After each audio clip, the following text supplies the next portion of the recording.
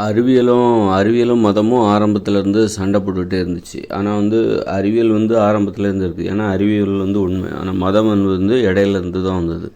மதம் இடையிலேருந்து வந்தது. எப்போ இருந்து வந்தது? மதத்தோட ஆரம்ப காலகட்டம் எப்போ இருந்து வந்ததுன்னா, அந்த பணம் எப்போ கண்டுபிடிக்கப்பட்டதோ, வியாபாரம், விற்பனை இந்த மாதிரி, அதாவது விவசாயத்தை தான் ஒரு காலத்தில் எல்லா மக்களும் தொழிலாக செஞ்சுட்டு இருந்தாங்க. அப்போது வந்து எப்போ வந்து மக்கள் விவசாயத்தை தவிர பிற தொழில்களை தொழிலாக செய்ய ஆரம்பித்தாங்களோ, அப்போ உருவானது தான் இந்த மதமும். விவசாயத்தை தவிர மற்ற மற்ற பிற தொழில்களை கண்டுபிடிக்க ஆரம்பித்தாங்க. இதையும் செய்யலாம், இதையும் தொழிலாக செய்யலாம், இதையும் தொழிலாக செய்யலாம். பார்த்திங்கன்னா இப்போ வந்து பணம் அப்போ தான் வந்து மதம் என்கிற தொழிலும் கண்டுபிடிக்கப்பட்டது. எப்படின்னா புது புது தொழிலெலாம் கண்டுபிடிச்சாங்க. இப்போ கூட கண்டுபிடிச்சிட்ருப்பாங்க. இப்போது மேட்ரிமோனி இதையும் ஒரு தொழிலாக போனோம். புரோக்கர் தொழில், அது வந்து திருமணத்துக்கு வரன்னு பார்க்குற தொழில் ஏற்கனவே இருந்தது தான். அதே வந்து இப்போ வந்து ஆன்லைன் மூலமாக பண்ணுறாங்க. இந்த மாதிரி நிறைய தொழில்கள்லாம் வந்து புதுசாக கண்டுபிடிச்சாங்களோ, அப்படி கண்டுபிடிக்கப்பட்டது தான். ஒரு வியாபாரம், ஒரு உணவுப் பொருளை வியாபாரம் பண்ணுறது வெளிப்படையாக எல்லாத்துக்குமே தெரிஞ்ச விஷயந்தான். அப்புறம் மக்களுக்கு தேவையான பொருட்களை உற்பத்தி பண்ணி கொடுக்குறது. ஆனால் இந்த மாதிரி மதம் என்பதும்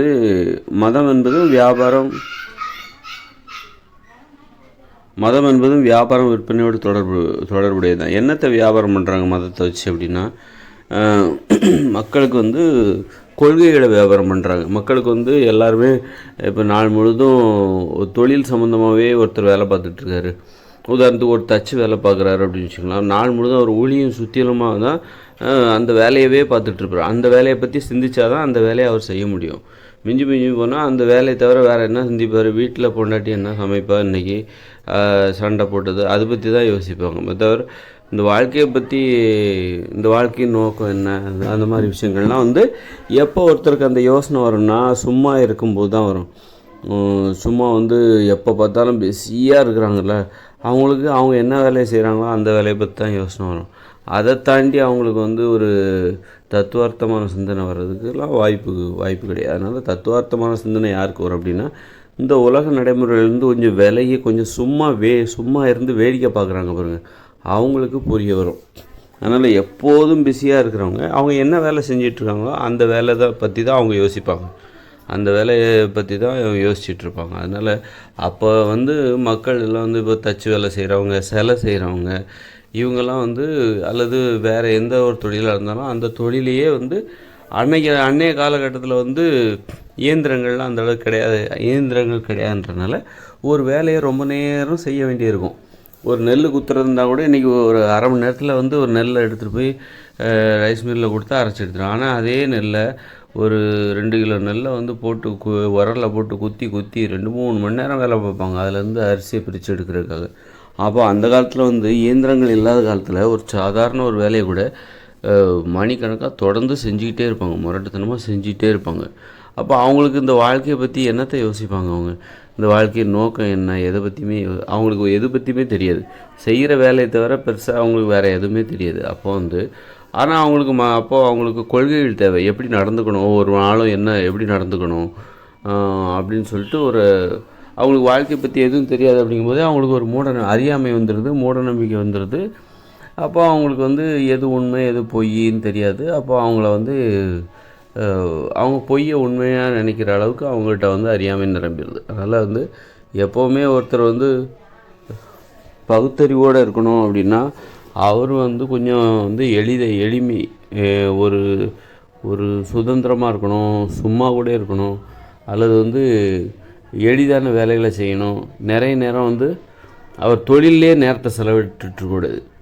அவர் சின்ன வயசுலேருந்து அவர் அப்படி தான்ப்பா, காலைல வேலைக்கு போனார்னா நைட்டு 10 மணிக்கு தான் வருவார் அப்படின்னா, இந்த மாதிரி ஆட்கள்கிட்ட வந்து ஒரு பகுத்தறிவு பற்றின சிந்தனைலாம் இருக்க வாய்ப்பில்லை. ஒருவேளை பகுத்தறிவு துறையில் இருந்தார்னா பகுத்தறிவுன்ற வரும். அதனால் அப்போது பகுத்தறிவுனா ஒரு நாத்திகராவோ அல்லது மக்களுக்கு விழிப்புணர்வு ஏற்படுத்துறது, மூட நம்பிக்கைகள்லேருந்து விழிப்புணர்வு ஏற்படுத்துறது அந்த மாதிரி, அல்லது வந்து ஒரு பகுத்தறிவு சார்ந்து சிந்திக்கிற ஒரு தொழில், அது இல்லாமல் வேறு எந்த ஒரு தொழிலையும் செஞ்சுக்கிட்டு ஒரு கடினமாக உழைச்சிக்கிட்டு தொடர்ச்சியாக உழைச்சிக்கிட்டு தினமும் 14 மணி நேரம் 12 மணி நேரம் தொடர்ச்சியாக இடைவிடாமல் உழைச்சிக்கிட்டு இதுவே அவருடைய அன்றாட வாழ்க்கை, இந்த மாதிரியான ஒரு வாழ்க்கையை அவர் சிஸ்டமேட்டிக்காக பண்ணிகிட்ருக்காரு. அதில் வந்து அவர் எப்போவுமே வந்து தடம் புரண்டதே கிடையாது. அவருக்கு வந்து அந்த மனசு வந்து அலைபாயிறதே கிடையாது. எப்போதும் ஒரே மாதிரி அன்றைக்கி பார்த்த மாதிரியே இன்றைக்கி இருக்கார்.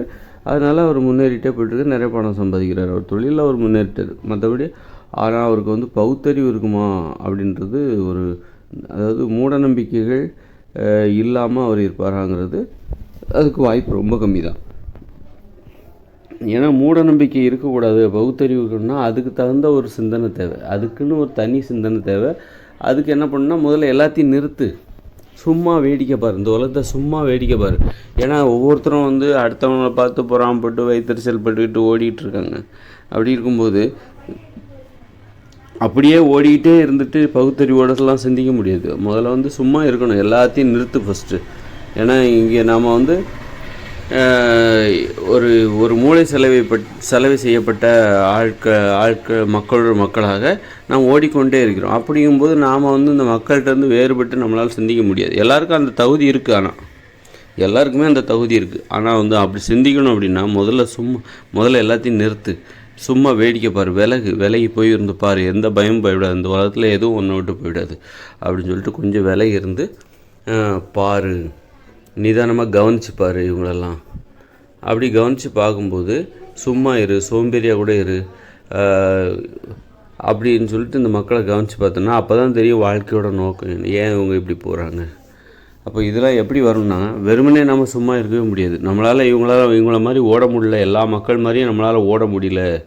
அப்படி ஒரு நிலைமை வரும்போது தான் சும்மா இருக்கிறத தவிர நமக்கு வேறு, நம்ம சும்மா இருக்கிறத விட நமக்கு ஒரு நிர்பந்தம் இருக்கும். நீ சும்மா தான் இருக்கணும் அப்படின்ற மாதிரி, வேறு வழியே இல்லைங்கிற மாதிரி ஒரு நிர்பந்தம். அந்த மாதிரி ஒரு மனநிலை, அப்படி ஒரு நிலை வரும். அந்த அளவுக்கு ஒரு நெருக்கடி வரும்.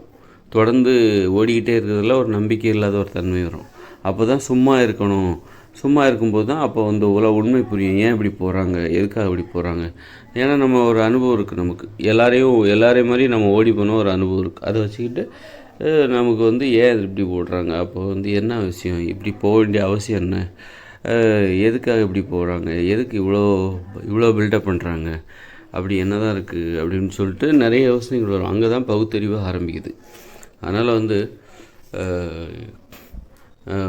அறிவியலும் மதமும் சமரசம் செய்து கொண்டது ஏன், அதனால தான் வந்து விஞ்ஞானிகள்லாம் ஏன் வந்து கடவுளை கும்பிட்றாங்க, மூட நம்பிக்கைகளோடு இருக்காங்க அப்படின்னா, அவங்க துறையில் சின்ன வயசுலேருந்து கடினமாக உழைச்சிருக்காங்க.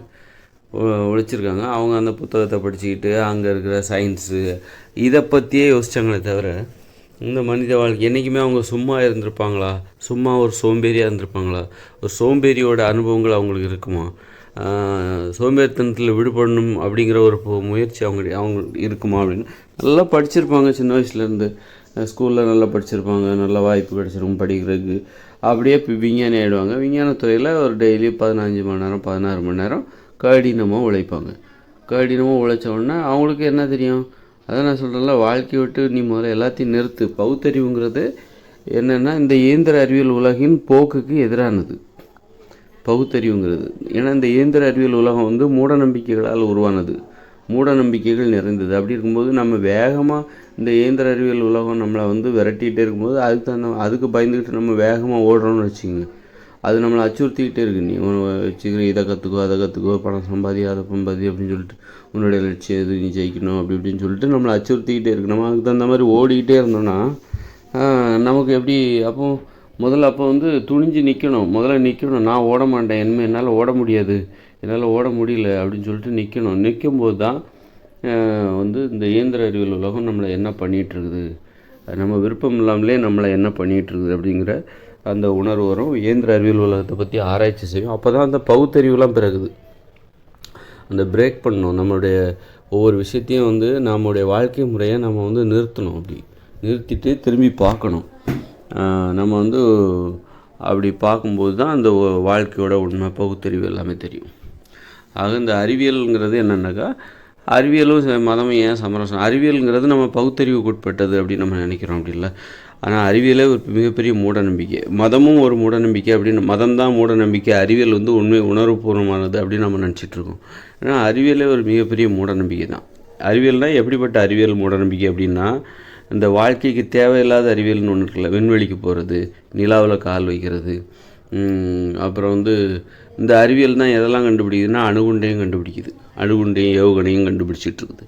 அப்போ இப்படிப்பட்ட அறிவியல் வந்து கண்டிப்பாக மூட நம்பிக்கை தானே. அதனால தான் வந்து மதமும் அறிவியலும் சமரசம். மதத்துக்கும் அறிவியலுக்கும் வித்தியாசம் இல்லை. அறிவியலுங்கிற போர்வையில் அறிவியலை பயன்படுத்தி மதம் என்ன பண்ணுது, அதே அறிவியலை பயன்படுத்திக்குது. அது மாதிரி அறிவியல் என்ன பண்ணுது,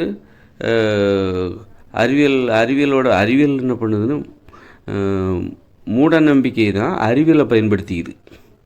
அறிவியல்னு ஒன்றும் இல்லை. அறிவியல் வந்து ஒரு கருவி. அந்த கருவியை மதமும் பயன்படுத்திக்குது, இன்னொரு மூட நம்பிக்கையும் பயன்படுத்தி. என்ன மூட நம்பிக்கை? இப்போ வந்து அறிவியலை பயன்படுத்தி என்ன பண்ணுறாங்க, ஒரு உண்மையை கண்டுபிடிக்கிறாங்க. அந்த உண்மையை வச்சு வெவ்வேறு கண்டுபிடிப்புகள் என்ன மாதிரி கண்டுபிடிப்பு? ஏவுகணை கண்டுபிடிக்கிறாங்க, அணு ஆயுதம் கண்டுபிடிக்கிறாங்க, அணு உலையை நிறுவுறாங்க. அப்புறம் வந்து விமானம், போர் தாங்கி விமான கப்பல், அப்படி இப்படின்னு ஆயுதங்களை கண்டுபிடிக்கிறாங்க. இப்போ இதெல்லாம் வந்து வன்முறை தானே. வன்முறை அப்புறம் அதெல்லாம் வந்து ஒரு மூட நம்பிக்கை தானே. மூட நம்பிக்கை அதுக்குள்ளே நம்ம மாட்டிக்கிட்டோம், அவ்வளோதான். அதனால் அதை வந்து நம்ம வேறு வழி இல்லை, இந்த காலத்துக்கு தகுந்த மாதிரி சிந்திக்கணும். அதனால் அந்த வன்முறை, போர் இதெல்லாம் வந்து அதை மீறி நம்ம சிந்தித்தாலும் அங்கே நடக்கிற போர்லேருந்து நாம் நம்மளை பாதுகாத்துக்க வேண்டியதாக இருக்குது. அதனால் அதை வந்து ஆனால் இன்றைக்கி கடந்த காலத்தில் 50 வருஷத்துக்கு முன்னாடி போரிட்டுக்கிட்டு இருந்தாங்க. இன்றைக்கி யாரும் போரிடலை. அப்போ அன்றைக்கி நடந்தது எல்லாமே வந்து மூட நம்பிக்கை தானே. அப்போது இதுக்கு உதவி செய்கிறக்காக தான் இந்த விஞ்ஞானிகளே முயற்சி பண்ணிகிட்டு இருந்தாங்க, அறிவியலை பயன்படுத்திகிட்டு இருந்தாங்க இந்த சண்டை போடுறதுக்கு. அதாவது கடந்த காலத்தில் உண்மைன்னு நினச்சாங்க, அது இன்றைக்கி பொய்யாகி போச்சு. கடந்த காலத்தில் போரிட்டுட்டு இருந்தாங்க, போரிட்டு கோடிக்கணக்காக செத்து போனாங்க. ஆனால் அன்னைக்கு அது அவனுக்கு உண்மையாக தெரிஞ்சது, அது இன்றைக்கி பொய்யாக போச்சு. இன்றைக்கி அமைதியாக இருக்காங்க உலகத்தில். எங்கேயோ ஒரு இடத்துல சண்டை நடந்தாலும் அமைதியாக இருக்காங்க. அப்போ அன்னைக்கு நடந்தது வந்து பொய். அப்புறம் அது ஒரு மூட நம்பிக்கை தானே. அந்த மூட நம்பிக்கைக்காக தானே வந்து அன்னைக்கு வந்து இந்த அறிவியலின் பிரதிநிதிகள்னு சொல்லிக்கிட்ட அந்த விஞ்ஞானிகள், ஆராய்ச்சியாளர்கள் எல்லாரும் அதுக்கான வேலையை தானே அன்றைக்கி செஞ்சாங்க. இப்போ இன்றைக்கும் அதே வேலையை தான் அவங்க செஞ்சிட்ருக்காங்க. இன்றைக்கி என்ன செய்கிறாங்க விஞ்ஞானிகள்லாம், அறிவியல் அறிஞர்கள், விஞ்ஞானிகள்னு சொல்கிறவங்க இன்றைக்கி என்ன பண்ணுறாங்க, அதே மாதிரி அதிநவீன போர்க்கருவிகளை கண்டுபிடிக்கிறாங்க. அப்புறம் வந்து விண்வெளிக்கு போகிறேங்கிறாங்க. விண்வெளிக்கு ஏன் போகிற அப்போது வந்து மனித வாழ்க்கையின் நோக்கம் அதுவா? மனித வாழ்க்கையின் நோக்கம் மகிழ்ச்சியாக வாழ்வது. ஏன் விண்வெளிக்கெல்லாம் போயிட்டுருக்குற? விண்வெளிக்கு போனால் தான் மகிழ்ச்சியாக வாழ முடியுமா? ஏன் மண்ணிலே மகிழ்ச்சியாக வாழ முடியாதா? இன்றைக்கி வந்து உண்மையிலே விண்வெளிக்கு போகிறது எல்லாத்தையும் வேந்து பார்த்துட்ருக்க இந்த காலத்தில் எவ்வளோ கண்டுபிடிப்புகள். அப்படி கண்டுபிடிக்கிற இந்த காலகட்டத்தில் மக்கள் உண்மையிலே மகிழ்ச்சியாக இருக்காங்களா? மகிழ்ச்சியான வாழ்க்கைங்கிறது என்ன அப்படின்னா, இது எல்லாமே தொழில். ஆனால் மகிழ்ச்சியான வாழ்க்கைங்கிறது குடும்ப வாழ்க்கை. இது எல்லாம் சேர்ந்து தான். பாதுகாப்பாக இருக்கணும். உயிரை பணயமாக வச்சு எந்த வேலையும் செய்யக்கூடாது. உயிரை பணயமாக வச்சு நீ எந்த வேலையை செஞ்சிட்ருக்க, விண்வெளிக்கு போகிறது, இதெல்லாம் வந்து உயிரை பணயமாக வச்சு செய்கிற வேலைகள். அப்போ இது வந்து மூட நம்பிக்கை தானே. ஒரு முறை போச்சுன்னா அந்த உயிர் வந்து திரும்ப வராதில்ல. அப்படி இருக்கும்போது வந்து அப்போ அறிவியலுங்கிறது எதுக்காக வேலை செஞ்சிட்ருக்கு? அறிவியலுங்கிறது அது ஒரு கூலி ஆள். அறிவியல் என்பவர் ஒரு வேலைக்காரர். அவர் என்ன பண்ணுறாரு அப்படின்னா, அவரை வச்சு இந்த மூட நம்பிக்கைகள்னு ஒன்று இருக்குல்ல, மூட நம்பிக்கைகள் கொண்ட மக்கள் என்ன பண்ணுறாங்கன்னா, அறிவியலை வச்சு தங்களுடைய மூட நம்பிக்கைகளை வளர்த்துக்கிறாங்க. மூட நம்பிக்கைகளை வந்து இப்போ இது பண்ணுறாங்க, பலப்படுத்திக்கிறாங்க. இப்போ வந்து போரிடணும், சண்டை போடணும், அடிக்கணும், கொல்லணும் அப்படிங்கிற கொலைவெறி உடையவர்கள் என்ன பண்ணுறாங்க, வந்து அறிவியல் அறிஞர்களை பயன்படுத்தி எனக்கு இந்த மாதிரி ஆயுதங்கள் தயாரித்து கொடு, அணு ஆயுதங்களை தயாரிச்சு, நீ தான் நல்லா படிச்சிருக்கே, அணு ஆயுதங்கள்லாம் எப்படி, அந்த அணு ஆற்றல் இதெல்லாம் பற்றி உனக்கு ரொம்ப நல்லா தெரியும்ல. ஒரு குண்டு இங்கேருந்து அடித்தாக்கா ஒரு 1000 கிலோமீட்டருக்கு அங்கே இருக்கிற ஒரு இலக்கை குறிப்பை தவறாமல் தாக்கி அந்த இடத்தையே துவம்சம் பண்ணிடணும். அப்படி ஒரு ஆயுதத்தை கண்டுபிடி பார்ப்போம், இதுதான் மிகப்பெரிய அறிவாளிச்சு அப்படின்னு. அந்த மாதிரி ஒரு மூட நம்பிக்கைகள் கொண்டவர்கள் அல்லது அழிவை விரும்புகிறவர்கள், பகுத்தறிவு இல்லாதவர்கள் என்ன பண்ணுறாங்க, அறிவியல் அறிஞர்களை வேலையாட்களாக பயன்படுத்திக்கிறாங்க. அறிவியல் அறிஞர்கள் அவங்க யாருன்னா வேலையாட்கள், அவ்வளோதான். கூலிக்கு மாரடிக்கிறவங்க அப்படின்னு கூட சொல்லலாம், தப்பு இல்லை. அது மாதிரி இந்த மதவாதிகள் என்ன பண்ணுறாங்க அப்படின்னா, மதத்தை வளர்க்கணும், அவங்களும் மூட நம்பிக்கை உள்ளவங்க தான். அதுக்கும் அவங்களும் அறிவியலை தான் பயன்படுத்திக்கிறாங்க. எப்படி என்ன அறிவியல்? இப்போ வந்து ஒரு கிறிஸ்டின் கோயிலில் அவர் வந்து மத போதகர் என்ன பண்ணுறாரு, போய் ப்ரேயர் பண்ணுறாரு. அதுக்கு அவருக்கு மைக்கு தேவை, அறிவியலை பயன்படுத்திக்கிறாரு பிரசங்கம் பண்ணுறதுக்கு. அப்புறம் புக்கு தேவை, ஏன்னா மத கருத்துக்கள்லாம் புத்தகத்தில் தான் இருக்குது. அந்த புத்தகம் வந்து அறிவியலால் படைக்கப்பட்டது, அறிவியலால் உருவாக்கப்பட்டது. அப்போது வந்து அறிவியலை பயன்படுத்தி இவர் வந்து மூட நம்பிக்கையை வளர்க்குறாரு. அப்புறம் வந்து மைக்கு தேவை, அப்புறம் வந்து பில்டிங் தேவை, மிகப்பெரிய கோயில் தேவை, தேவாலயம் தேவை. அதை அந்த கோயிலை கட்டணும் அப்படின்னா யாரை கூப்பிடுவார்? எனக்கு வந்து என்னுடைய இயேசுநாதருக்கு ஒரு மிகப்பெரிய கோயில் கட்டணும்ப்பா, தேவாலயம் கட்டணும். உடனே நல்லா படித்த சூப்பரான உலகத்துலேயும் மிக நல்ல அறிவாளி இன்ஜினியரை கூட்டுவா அப்படிங்கிறது. அவன் இன்ஜினியருங்கிறவன் அறிவியல் கூலியாள், அறிவியல் தெரிஞ்ச ஒரு கூலியாள். அவரை வச்சு வேலை செய்கிறாங்க. வேலை செஞ்சு மதம் வந்து என்ன பண்ணுது? மதமும் என்ன பண்ணுது? அறிவியல் என்பது என்னென்னா ஒரு வேலையாள், அவ்வளோதான். அவரை வச்சு ஒரு டூல், ஒரு சுத்தியல் மாதிரி, ஒரு கத்தி மாதிரி, அதை எடுத்து யார் அவங்கவுங்க தேவைக்கு அவங்கவுங்க வேலையை செஞ்சுக்கிறாங்க, அவ்வளோதானே தவிர அறிவியல், உண்மையான அறிவியல் அறிஞர்கள் யார் அப்படின்னா உண்மையான மாற்றத்தை விரும்புகிற, அமைதியை விரும்புகிற பகுத்தறிவாளர்கள் தான் உண்மையான. அதனால தான் இந்த விஞ்ஞானிகள்லாம் வந்து அவ்வளோ ஆராய்ச்சி பண்ணுவாங்க. ஆனால் வந்து போய் கோயிலில் போய் கும்பிட்டுட்ருப்பாங்க. நிறைய நான் பார்த்துருக்கேன். ஒரு விஞ்ஞானியெல்லாம் வந்து அவர் வந்து ஒரு வாட்டி நான் வந்து திருநெல்வேலிக்கு போகும்போது அங்கே நெல்லையப்பர் கோயிலில் இருட்டு கடையில் அல்வா வாங்கிட்டு இருந்தேன். அப்போ வந்து ஒரு அந்த டைமில் வந்து கிட்டத்தட்ட அது ஒரு 10-15 வருஷத்துக்கு முன்னாடி, அந்த டைமில் ஒரு விஞ்ஞானி, அவர் இந்திய அளவில் ஒரு மிகப்பெரிய விஞ்ஞானி என்ன பண்ணார், காரில் இறங்கி ஒரு இந்திய அளவில் அவருக்கு பாதுகாப்பு கொடுத்துருக்காங்க, ஒரு உயர் விஞ்ஞானி அப்படிங்கிற பொருள். அவர் அந்த கோயிலுக்கு வணங்குறக்கா போகிறார். அவர் ஒரு பிராமண சமூகத்தை சேர்ந்தவர், பிராமண சாதியை சேர்ந்தவர். அவர் வந்து வணங்க போகிறார். அப்போ ஏன் அவங்களுக்கு வந்து விஞ்ஞானி, அவங்களுக்கு தெரியாதா அந்த உலகத்தை ஆகாயத்தில் எதுவும் என்ன இருக்குது?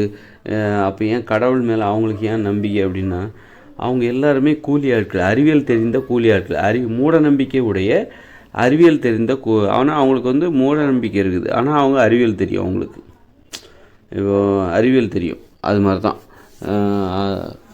அறிவியல் தெரிஞ்சிருக்கு. அப்படி அறிவியல் என்பது ஒரு கருவி, அந்த கருவியை எப்படி பயன்படுத்தணும்னு தெரிஞ்சிருக்கு. மற்றபடி பகுத்தறிவுங்கிறது வேறு மாதிரியான விஷயம். இப்போ இந்த உலகத்தில் வந்து அறிவியல் எல்லாத்துக்குமே தெரியும். ஏதோ ஒரு தொழிலில் எல்லாருமே செய்கிறாங்க, டாக்டர், இன்ஜினியரு, அப்புறம் வந்து எவ்வளோ விஞ்ஞானிகள், அப்புறம் வந்து முதலமைச்சர், அப்படி எவ்வளோ படித்தவங்க எல்லாருமே இருக்காங்க. எல்லாம் படிச்சிருந்தோம், ஏன் இன்னும் வந்து அந்த பகுத்தறிவு என்பது வர மாட்டேங்குது? எல்லாம் படிச்சிருந்தோம், ஏன் இன்னும் கடவுள் மதம் அப்படின்னு சொல்லிட்டு ஏன் போயிட்டுருக்காங்க அப்படின்னா, அறிவியல் என்பது ஒரு கருவி. ஆனால் அதான் உண்மையான அறிவுங்கிறது என்னன்னாக்கா, அது இந்த இயந்திர அறிவியல் உலகக்கே எதிரானது. உண்மையான அறிவு, இந்த இயந்திர அறிவியல் உலகங்கிறது என்னென்னா உண்மையான அறிவியலுக்கு, இயற்கையான அறிவியலுக்கு எதிரானது. இது எல்லாமே இந்த விஞ்ஞானி அல்லது டாக்டர், இது எல்லாமே இந்த பொறியாளர்கள், இது எல்லாமே வந்து செயற்கையான அறிவியல். அறிவியலை வந்து ஒரு அழிவுக்காக பயன்படுத்தக்கூடிய அறிவியல். இது கொஞ்சம் பொருத்தமாக இருக்குது. செயற்கையான அறிவியல் முதல்ல, இதெல்லாம் வந்து இயற்கையான அறிவியலை 2 பிரிவாக பிரிக்கணும். ஒன்று இயற்கையான அறிவியல், இன்னொன்று செயற்கையான அறிவியல். இயற்கையான அறிவியல் என்ன பண்ணுது? ஆக்கப்பூர்வமானது, பாதுகாப்பு தரக்கூடியது, அழிவை விரும்பாது. செயற்கையான அறிவியல் என்னென்னா, செயற்கையான அறிவியல்ங்கிறது வந்து அழிவை உருவாக்கக்கூடியது, அழிவுபூர்வமானது, அப்புறம் செயற்கையானது. அப்போது புரிஞ்சுக்கணும் முதல்ல. அப்போ இப்போ உள்ள விஞ்ஞானிகள் இவங்கெல்லாம் யார் அப்படின்னா அழிவை விரும்பக்கூடியவங்க, செயற்கையானவர்கள், செயற்கையான அறிவு உடையவர்கள், செயற்கையான அறிவியலை பற்றிய அறிவு உடையவர்கள் அப்படின்னு சொல்லலாம். இப்போ இயற்கையான அறிவியல், இப்போ இந்த இயந்திர அறிவியல் உலகம் என்பது செயற்கையான அறிவியல் மூலம் உருவாக்கப்பட்டது. புத்தகத்தின் மூலம் படிக்கின்ற அறிவியல், இதெல்லாம் வந்து செயற்கையான அறிவியல். அப்போது இயற்கையான அறிவியல் வந்து பேச்சு வழக்கு மூலமாக ரொம்பவும் அதாவது மகிழ்ச்சியாக வாழுகிற ஒருத்தர் வந்து அவர் வந்து ஒரு மகிழ்ச்சியாக வாழ்கிறவர் ஒருத்தர் எப்படி வாழ்வார் அப்படின்னா, அவர் குடும்பத்தோட நேரம் செலவழிப்பார், விளையாடுவார், அப்புறம் வந்து கவிதை எழுதுவார், ஓவியம் வரைவார், அப்புறம் வந்து வேட்டைக்கு போவார், விவசாயம் பண்ணுவார், அப்புறம் வந்து காதல், நட்பு, விளையாட்டு, இப்படி எல்லாவற்றையும் பற்றி, மருத்துவம், இப்படி ஒரு சராசரி மனிதர் என்ன பண்ணுவார், எல்லா துறையும் பற்றி அவருக்கு தெரிஞ்சிருக்கும். ஆனால் இந்த அதில் வந்து ஒரு விஷயந்தான் வந்து இந்த அறிவியல். அப்போ அவருக்கு எல்லா விஷயத்தையும் பற்றி கொஞ்சம் தான் தெரிஞ்சிருக்கும். ஒரு விஷயத்தை பற்றி மட்டுமே டீப்பாக தெரிஞ்சவங்களுக்கு தான் வந்து அதை ஆழமாக தெரிஞ்சுக்கிட்டவங்க தான் நம்ம இன்றைக்கி செயற்கையான அறிவியல். இப்போ ஒரு விஞ்ஞானி இருக்காருன்னா அவருக்கு விஞ்ஞானத்தை பற்றி தான் தெரியும், அவருக்கு மருத்துவத்தை பற்றி தெரியாது, விளையாட தெரியாது, பாட தெரியாது, ஆட தெரியாது, குடும்பத்தோட நேரம் செலவழிக்கவே அவருக்கு நேரம் கிடையாது. எந்த ஒரு மருத்துவராக இருக்கட்டும், ஒரு ஒரு மிகப்பெரிய மருத்துவர் அல்லது பொறியாளர் அல்லது விஞ்ஞானி அல்லது ஒரு ஆட்சியாளர், கலெக்டர், அவங்க குடும்பத்தோட நேரம் செலவழிக்கிறதுக்கே நேரம் கிடையாது, ஒரு மனைவியோட, குழந்தைகளோட. அப்போது இவங்களுடைய அறிவுங்கிறதே இங்கே தான் தோற்று போகுது. அறிவு என்பது எதற்காகனா நம்ம மகிழ்ச்சியாக வாழ்வதற்கு தான். நீ குடும்பத்தோடய நேரம் செலவழிக்கலை, அப்புறம் நண்பர்களோட நேரம் செலவழிக்கலை, உறவினர்களோட நேரம் செலவழிக்கலை, விளையாடலை தினமும், அப்புறம் டான்ஸ் ஆடலை தினமும், அப்புறம் வேட்டையாட போல், மத்தியானம் 2 மணி நேரம் ஒரு 2 மணி நேரம் படுத்து தூங்கலை நீ, அப்புறம் நீ என்ன மகிழ்ச்சியாக வாழ்கிற? அப்போ உன்னுடைய அறிவு என்பது மகிழ்ச்சியான வாழ்க்கைக்கு இப்படி வாழாமல் ஒருத்தர் மகிழ்ச்சியாக வாழ முடியுமா? ஒருத்தர் நான் சொல்கிற மாதிரி, அதாவது குடும்பத்தோட நேரம் செலவழிக்க, இது இயற்கையான மகிழ்ச்சி. இந்த குடும்பத்தோட நேரம் செலவழிக்கிறது, அப்புறம் காதல், விளையாட்டு, நட்பு, அப்புறம் மத்தியானம் 2 மணி நேரம் தூக்கம், இந்த மாதிரி எளிமையாக வாழ்கிறது இருக்குல்ல, இது ஒரு மகிழ்ச்சியாக வாழ்வதற்கான ஒரு இயற்கையான வழி. மகிழ்ச்சியாக வாழ்வதற்கான செயற்கையான வழிங்கிறது என்னென்னாக்கா, எல்லாத்தையும் நீ தியாகம் பண்ணணும். நட்பு, காதல், காமம், அப்புறம் குடும்பம், இப்படி எல்லாத்தையும் தியாகம் பண்ணிவிட்டு ஒரே வேலை தொழில் தொழில் தொழில். மருத்துவர்னா மருத்துவம்தான், அதை பற்றி மட்டும்தான் அவர் தெரிஞ்சு வச்சுருப்பார். வேறு ஒன்றுத்தையும் பண்ண மாட்டார். விஞ்ஞானம்னா விஞ்ஞானத்தை மட்டுமே பண்ணிகிட்ருப்பார். விளையாட்டுன்னா நாள் முழுதும் விளையாடிக்கிட்டே இருப்பார். விளையாட்டு வீரர்கள் நாள் முழுதும் விளையாடிக்கிட்டே இருப்பார். அப்புறம் பாடலாசிரியர், பாடல்னால் அவர் நாள் முழுதும் பாட்டு பாடிக்கிட்டே இருப்பார். டான்ஸ்னால் நாள் முழுதும் டான்ஸ் ஆடிக்கிட்டே இருப்பார், டான்ஸ் ப்ராக்டிஸ் பண்ணிகிட்டே இருப்பார். அப்போ இவங்க ஒரு குடும்பத்தோட எல்லாத்தையுமே நேரம் செலவிட முடியாது இவங்களால். ஒரு நண்பர்களோட தினமும் விளையாட முடியாது, தினமும் குடும்பத்தோட குழந்தைகளோட நேரம் செலவிட முடியாது, அப்படி எதையுமே செய்ய முடியாது. அப்போ இவங்களால மகிழ்ச்சியாகவே வாழ முடியாது.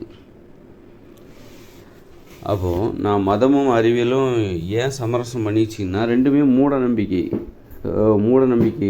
சார்ந்து இருக்குது. ரெண்டுமே மூட நம்பிக்கையை சார்ந்து தான் இருக்குது.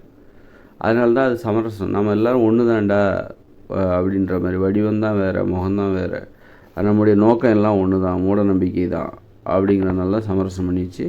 இன்னொன்று என்னென்னா, அறிவியலோட மிக முக்கியமான ஒரு பாயிண்ட் சொல்கிறேன். அறிவியலோட நோக்கம் என்ன? பணம் சம்பாதிக்கிறது. மதத்தோட நோக்கம் என்ன? அதுக்கும் பணம் சம்பாதிக்கிறது. மதம் எப்படி பணம் சம்பாதிக்குது? அது வெளிப்படையே தெரியாது.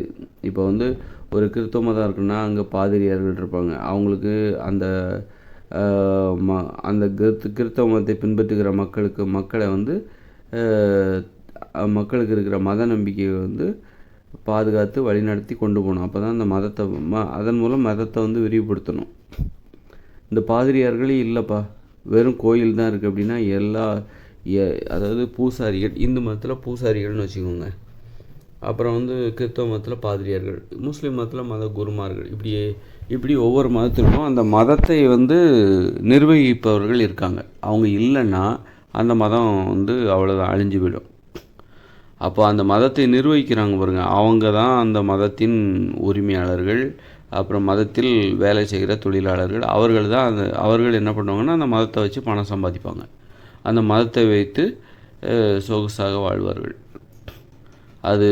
அப்போ அவர்கள் இல்லைன்னா அப்போ அவர்களுக்காக தான் அந்த மதமே. ஆனால் இப்போ ஒரு கடை வைக்கிறாங்க, கடை யாருக்கு? மக்களுக்காகவும் தான். அது மாதிரி மதம் என்பது யாருக்கு அப்படின்னா, அந்த மதத்தை வழிநடத்துகிற பாதிரியார்களுக்கு மட்டும் கிடையாது, அது மக்களுக்காகவும் தான். மக்களுக்கு ஒரு விஷயத்தை கொடுக்குறாங்க, கொடுத்து தான் அவங்க தங்களுக்கான ஒரு சொகுசான வாழ்க்கையை அமைத்து கொள்கிறார். மக்களுக்கு என்ன கொடுக்குறாங்கன்னா, மக்களுக்கு வாழ்க்கையை பற்றின ஒரு கொள்கையை கொடுக்குறாங்க. நீ காலையில் எந்திக்கணும், 5 வாட்டி தொழுகை நடத்தணும், அப்புறம் இப்படி கோயிலை சுற்றி வரணும், பயபக்தியோட. மக்களுக்கு ஒரு கட்டுப்பாட்டை கொடுக்குறாங்க. தினசரி நீ எப்படி வாழணும் அப்படிங்கிறத ஒரு அச்சுறுத்தலுடன் கூடிய ஒரு கட்டுப்பாட்டை கொடுக்குறாங்க. இல்லைன்னா சாமி ஒன்று கண்ணை குத்திடும், இல்லைன்னா நீ நரகத்துக்கு போவ, இப்படி அவங்களுக்கு ஒரு நம்பிக்கை கொடுத்து அதை உண்மையான நம்ப வச்சு அதன் மூலம் அந்த அச்சுறுத்தி அவர்களை ஒரு கட்டுப்பாட்டிற்குள் வைத்துக் கொள்கிறார்கள். கட்டுப்பாடு என்பது எல்லாத்துக்கும் தேவையாக இருக்குது, எல்லாருக்குமே தேவையாக இருக்குது. ஆனால் எப்படி கட்டுப்பாடாக இருக்கணுங்கிறது எல்லாருக்குமே தெரியலை. எல்லாருக்கும் ஏன் தெரியலைன்னா, எல்லாத்துக்கும் அவங்கவுங்க பிழைக்கிறதே இங்கே பெரிய விஷயமா இருக்குது. எப்படி பிழைக்கணும் அப்படிங்கிறதே 5 காசு எப்படி சம்பாதிக்கணும், பிழைக்கணும், நாளைய வாழ்க்கையை எப்படி பார்த்துக்கணும் அப்படிங்கிறது பெரிய இதுவாக இருக்குது. அப்போ ஒரு வேலை கிடைக்கும்போது அதை கெட்டியாக பிடிச்சிக்கிறாங்க. அந்த வேலையவே அவங்க தீவிரமாக செய்கிறாங்க. அப்போ அந்த வேலையை பற்றி தான் அவங்க சிந்திப்பாங்க. மற்ற விஷயங்களை பற்றி அவங்க சிந்திக்க மாட்டாங்க. கட்டுப்பாடுன்னா என்னன்னு தெரியாது, ஒழுக்கம்னா என்னன்னு தெரியாது. அப்போ இந்த விஷயத்த ஒரு ஒரு அமைப்பு வந்து இலவசமாக கொடுக்குது. நீ இப்படி தான் வாழணும், நீ இந்த மாதிரி கட்டுப்பாடாக இருக்கணும். அப்போ தான் உனக்கு வந்து நீ எங்களை நம்பு. அதை தான் மதம், அந்த மதம் வந்து அந்த வேலை செய்யுது. மக்களை கட்டுப்படுத்துகிறது, மக்களை வந்து கட்டுப்படுத்துது, ஒரு ஒழுங்குபடுத்துது, மக்களுடைய வாழ்க்கையை ஒழுங்குபடுத்துகிற வேலையை செய்கின்றது. ஒரு முஸ்லீமாக இருந்தால் என்ன பண்ணணும், காலையில் எழும்பணும், காலையில் எழும்பு, தொழுகை செய்யி, தூக்கத்தை விட தொழுகை மேலானது. இப்படி வந்து தொழுகை பண்ணால் தான் நீ சொர்க்கத்துக்கு போவ, அல்லாஹ் உன்னை திட்டுவார், எந்திரிச்சிரு அப்படி இப்படின்னு சொல்லிட்டு பண்ணுது. இப்படி தான் வந்து நீ தொழுகை செய்யணும் அப்படி இப்படின்னு சொல்லிட்டு அச்சுறுத்துது. இவங்க அந்த ஒரு வழக்கத்தை இப்போ செய்கிறாங்கல்ல, தொழுகை பண்ணுறது முட்டிக்கால், அதனால் அது ஒரு மூட நம்பிக்கைன்னு சொன்னாலும் அந்த வழக்கத்தை அவர்கள் செய்கிறாங்கள்ல, அது ஒரு மூட நம்பிக்கை தான். ஆனால் அந்த வழக்கத்தை அவங்க செய்கிறாங்களா, தவறாமல் செய்கிறாங்க பாருங்கள்.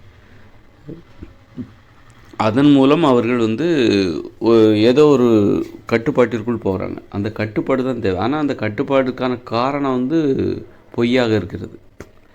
ஆனால் அந்த பொய்யாக இருந்தாலும் அந்த பொய்யான காரணத்திற்காக அவர்கள் தங்களை கட்டுப்படுத்துகிறார்கள், ஒழுங்குபடுத்துகிறார்கள். அது மிகவும் கடினம். அந்த கடினமான அனுபவம் தான் அவர்களை முன்னேற்றுகிறது. அதனால என்ன பண்ணுறாங்க, அந்த கடினமான அனுபவத்தை அவங்க வந்து மதத்தின் வாயிலாக தான், மதத்தின் பேரை சொல்லி தான் பெற்றுக்கொண்டார்கள். அதனால் மதத்திற்கு வந்து அவர்கள் விசுவாசமாக இருக்கிறார்கள். அவ்வளோதான். இப்போ வந்து நீ தினமும் வந்து ஒருத்தரை வந்து கட்டுப்படுத்தணும் அப்படின்னா அவருக்கு வந்து நீ காலையில் எந்திரிச்சு இதில் பத்துவாட்டி குதிக்கணும். அதாவது தரையில் தான் மேலே எந்திரிச்சு குதிக்கணும். அல்லது வந்து அப்புறம் 5 வாட்டி வந்து என்ன பண்ணணுன்னாக்கா தரையை தொட்டு கும்பிடணும். அப்புறம் திடீர்னால வந்து ஒரு மரத்தை சுற்றி, அப்புறம் மத்தியானம் வந்து 2 மணிக்கு அந்த மரத்தை சுற்றி 10 வாட்டி வா. அப்புறம் சாயந்தரம் சூரியன் உதிக்கிற நேரத்தில் வந்து ஐயோ ஐயோன்னு 5 வாட்டி கத்தணும்.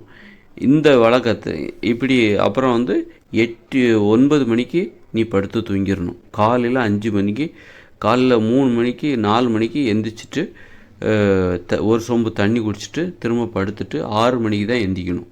இந்த விஷயத்த நீ வந்து வாழ்க்கை முழுதும் கடைப்பிடிக்கணும். அப்படின்னா அந்த விஷயத்த அவர் கடைப்பிடிச்சாலே, தவறாமல் கடைப்பிடிச்சாலே, வாழ்க்கை முழுதும் கடைப்பிடிக்கிற வரைக்கும் 1 வருஷம் கடைப்பிடிக்கிறார் அப்படின்னா அவருடைய வாழ்க்கையில் மாற்றம் ஏற்படும். இப்போ 2 வருஷம் கடைப்பிடிக்கிறார், வாழ்நாள் முழுதும் கடைப்பிடிக்கிறாருன்னு வச்சுங்க. தவறாமல் அந்த மரத்தை சுற்றி வர்றது, ஐயோன்னு கத்துறது, அப்புறம் வந்து குதிக்கிறது, இப்படி இந்த மாதிரி விஷயத்த தவறாமல் கடைப்பிடிச்சிட்டு அவருடைய வாழ்க்கையை அவர் பார்த்துக்கிட்டார். ஏன் இதுக்குன்னெலாம் கேட்கக்கூடாது, தவறாமல் கடைப்பிடிக்கணும். அப்புறம் அந்த மாதிரி செய்யும்போது அவர் வந்து அதாவது மரத்தை சுற்றி வர்றது, தரையை அந்த மாதிரி உட்காந்து 10 வாட்டி எந்திரி, மதியம் 3 மணிக்கு, இப்படி ஒரு ஒன்றுமே அர்த்தமே இல்லாத நடைமுறைகளை சொல்லி இதை நீ வந்து வாழ்க்கை முழுதும் தினமும் ஃபாலோ பண்ணு அப்படின்னு சொன்னாலே அதை செஞ்சுட்டு நீ உன் வேலையை செய். உன் வேலை வந்து விவசாயமாக இருக்கலாம், உன் வேலை வந்து தச்சு வேலையாக இருக்கலாம், நீ என்ன வேலையை வேணாலும் செய், டாக்டராக இருக்கலாம், என்ன வேலையை வேணாலும் செய். அப்போது அவர் வந்து இந்த கட்டுப்பாடுகளை, நான் சொன்ன அந்த கட்டுப்பாடுகளை அது ஏன் எதுக்குன்னு கேட்காம, அது வந்து ஏன் இவ்வளோ பைத்தியகாரத்தனமாக இருக்குது, ஏன் இது ஒரு இதுவா அப்படின்லாம் எதுவும் கேட்கக்கூடாது. அதை நீ செஞ்சால் போதும். அப்படி செஞ்சார்னா, நாள்தோறும் தவறாமல் செஞ்சார்னா, வருடக்கணக்காக செஞ்சார்னா, அவருக்கு ஒரு கட்டுப்பாடு வந்து அதாவது உத்தரவுக்கு ஒரு கீழ்ப்படிதல் வந்து விடுகிறது. ஒரு கட்டுப்பாடு என்பது வந்து ஒரு ஒழுங்கு என்பது வந்து விடுகிறது. இன்றைக்கி ஒரு மாதிரியும் நாளைக்கு ஒரு மாதிரியும், இன்றைக்கி ஒருத்தர் 4 மணிக்கு எந்திரிப்பார், நாளைக்கு 6 மணிக்கு எந்திரிப்பார், காலையில் இன்னொரு நாள் 8 மணிக்கு எந்திரிப்பார். இந்த மாதிரி இருக்கக்கூடாது. ஒரு சூரியன்னா இந்த மணிக்கு இத்தனை மணிக்கு அது உதிக்கும். ஒவ்வொரு மாதத்துக்கும் ஒரு நேரம் வேறுபடும். ஒரு நாளைக்கு ஒரு 6 மணிக்கு உதிக்கும், நாளைக்கு 5 மணிக்கு உதிக்கும், அப்புறம் மறுநாள் 8 மணிக்கு உதிக்கும். அப்படி கிடையாது. அது வந்து இப்போ மே மாதம்னா அது இந்த நாள்லேருந்து இந்த நாள் வரைக்கும் இப்படி தான் உதிக்கும். இந்த நேரத்தில் தான் சூரிய உதயம் இருக்கும். அப்படின்னு சொல்லிட்டு இந்த நேரத்தில் மழை பெய்யும். இப்படி ஒரு ஒழுங்கு இருக்குல்ல, இந்த ஒழுங்கு அதே மாதிரி தான் மனித வாழ்க்கைக்கும். அந்த ஒழுங்கு, அதாவது அர்த்தமே இல்லாமல் சில ஒழுங்குகளையும் கட்டுப்பாடுகளையும் நம்ம அவங்களுக்கு கொடுத்தா கூட அவங்க வந்து தங்களுடைய வாழ்க்கையில் முன்னேறி விடுவார்கள். அவர்கள் வந்து அவர்கள் வாழ்க்கையில் சிறப்பான முன்னேற்றம் ஏற்படும். இது ஏன் நான் செய்யணும், அதை ஏன் நான் செய்யணும், இப்படி எந்தவித கட்டுப்பாடுகளும் இல்லாமல் ஒரு நல்ல கட்டுப்பாடுகளே சொல்லி இதை நீ ஃபாலோ பண்ணுன்னு சொல்லி ஒருத்தர்கிட்ட சொல்கிறோம். அவர் அதை ஃபாலோவே பண்ணலை, பின்பற்றலைன்னா அவருடைய வாழ்க்கையில் முன்னேற்றம் ஏற்படாது. ஆக ஏதாவது ஒரு விஷயத்த நீ வழக்கமாக செஞ்சுக்கிட்டே இருந்தால், ஆனால் எந்த ஒரு விஷயத்தையும் நம்ம ஏன் இதுக்குன்னு கேட்கணும், அர்த்தமாக இருக்கணும், பின்பற்றணும். அதைத்தான் நம்ம பின்பற்றணுமே தவிர அதுக்காக பின்பற்றலை ஏன் இதுக்குன்னு கேட்காமலே எந்த ஒரு விஷயத்தையும் வாழ்நாள் முழுதும் பின்பற்றினா கூட அவங்க வாழ்க்கையில் ஒரு முன்னேற்றம் ஏற்படாது. அந்த வேலையை தான் மதம் செஞ்சுக்கிட்டு இருக்குது. மதம் என்ன செஞ்சிட்டு இருக்குதுன்னா, ஏன் எதுக்குன்னு நீ கேட்காத, நான் சொல்கிற நீ கோமாளித்தனத்தை நீ வழக்கம் போல் பின்பற்று, தினமும் பின்பற்று, விடாமல் பின்பற்று. அப்படி பின்பற்றலைன்னா உனக்கு வந்து ஏதாவது மோட்சம், நரகத்துக்கு போவே, சாமி கண்ணை குத்திடுவேன், இப்படி ஏதாவது ஒரு அச்சுறுத்தல் அந்த அச்சுறுத்தல் அவங்க உண்மைன்னு நம்புகிறாங்க. அப்போ மதம் என்பது என்ன செய்யுது அப்படின்னா, மக்களுடைய வாழ்க்கையை கட்டுப்படுத்துகிறது. மக்களுடைய வாழ்க்கையை வந்து கட்டுப்படுத்துது, அதைத்தான் செய்யுது. அந்த கட்டுப்பாடு என்பது மக்களுக்கு தேவையாக இருக்குது. அந்த கட்டுப்பாடு எப்படிப்பட்டதாக இருக்கணும், அதுக்கு வந்து அதை தெரிஞ்சுக்கணுன்னா சுயசிந்தனை தேவை. சுயசிந்தனை தேவைன்னாக்கா கொஞ்சம் ஓய்வாக இருக்கணும். எப்போ பார்த்தாலும் வேலை வேலை வேலை அப்படின்னு சொல்லிட்டு பணத்தை தேடியோ அல்லது பொருளை தேடியோ ஓடிக்கிட்டே இருக்கிற ஒருத்தருக்கு அவர் என்ன வேலை செய்கிறாரோ அதை பற்றி தான் யோசிப்பார். அதனால் கொஞ்சம் ஓய்வாக இருக்கணும், எளிமையாக வாழணும்னு நினைக்கணும். அவங்களுக்கு தான் பகுத்தறிவே வரும். யாருக்கு பகுத்தறிவு இருக்குன்னா, ரொம்ப எளிமையாக வாழ்கிறாரு பாருங்க.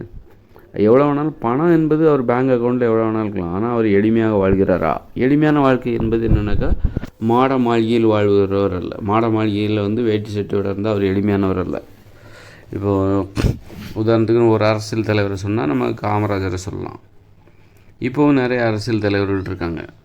அவங்க வீடுகளை பார்த்தோன்னு வச்சுங்க, பயங்கர ஒரு பந்தாவாக இருக்கும், பெரிய வீடு, சோஃபா செட்டு, அப்படி இப்படின்னு ஆடம்பரமாக இருக்கும்.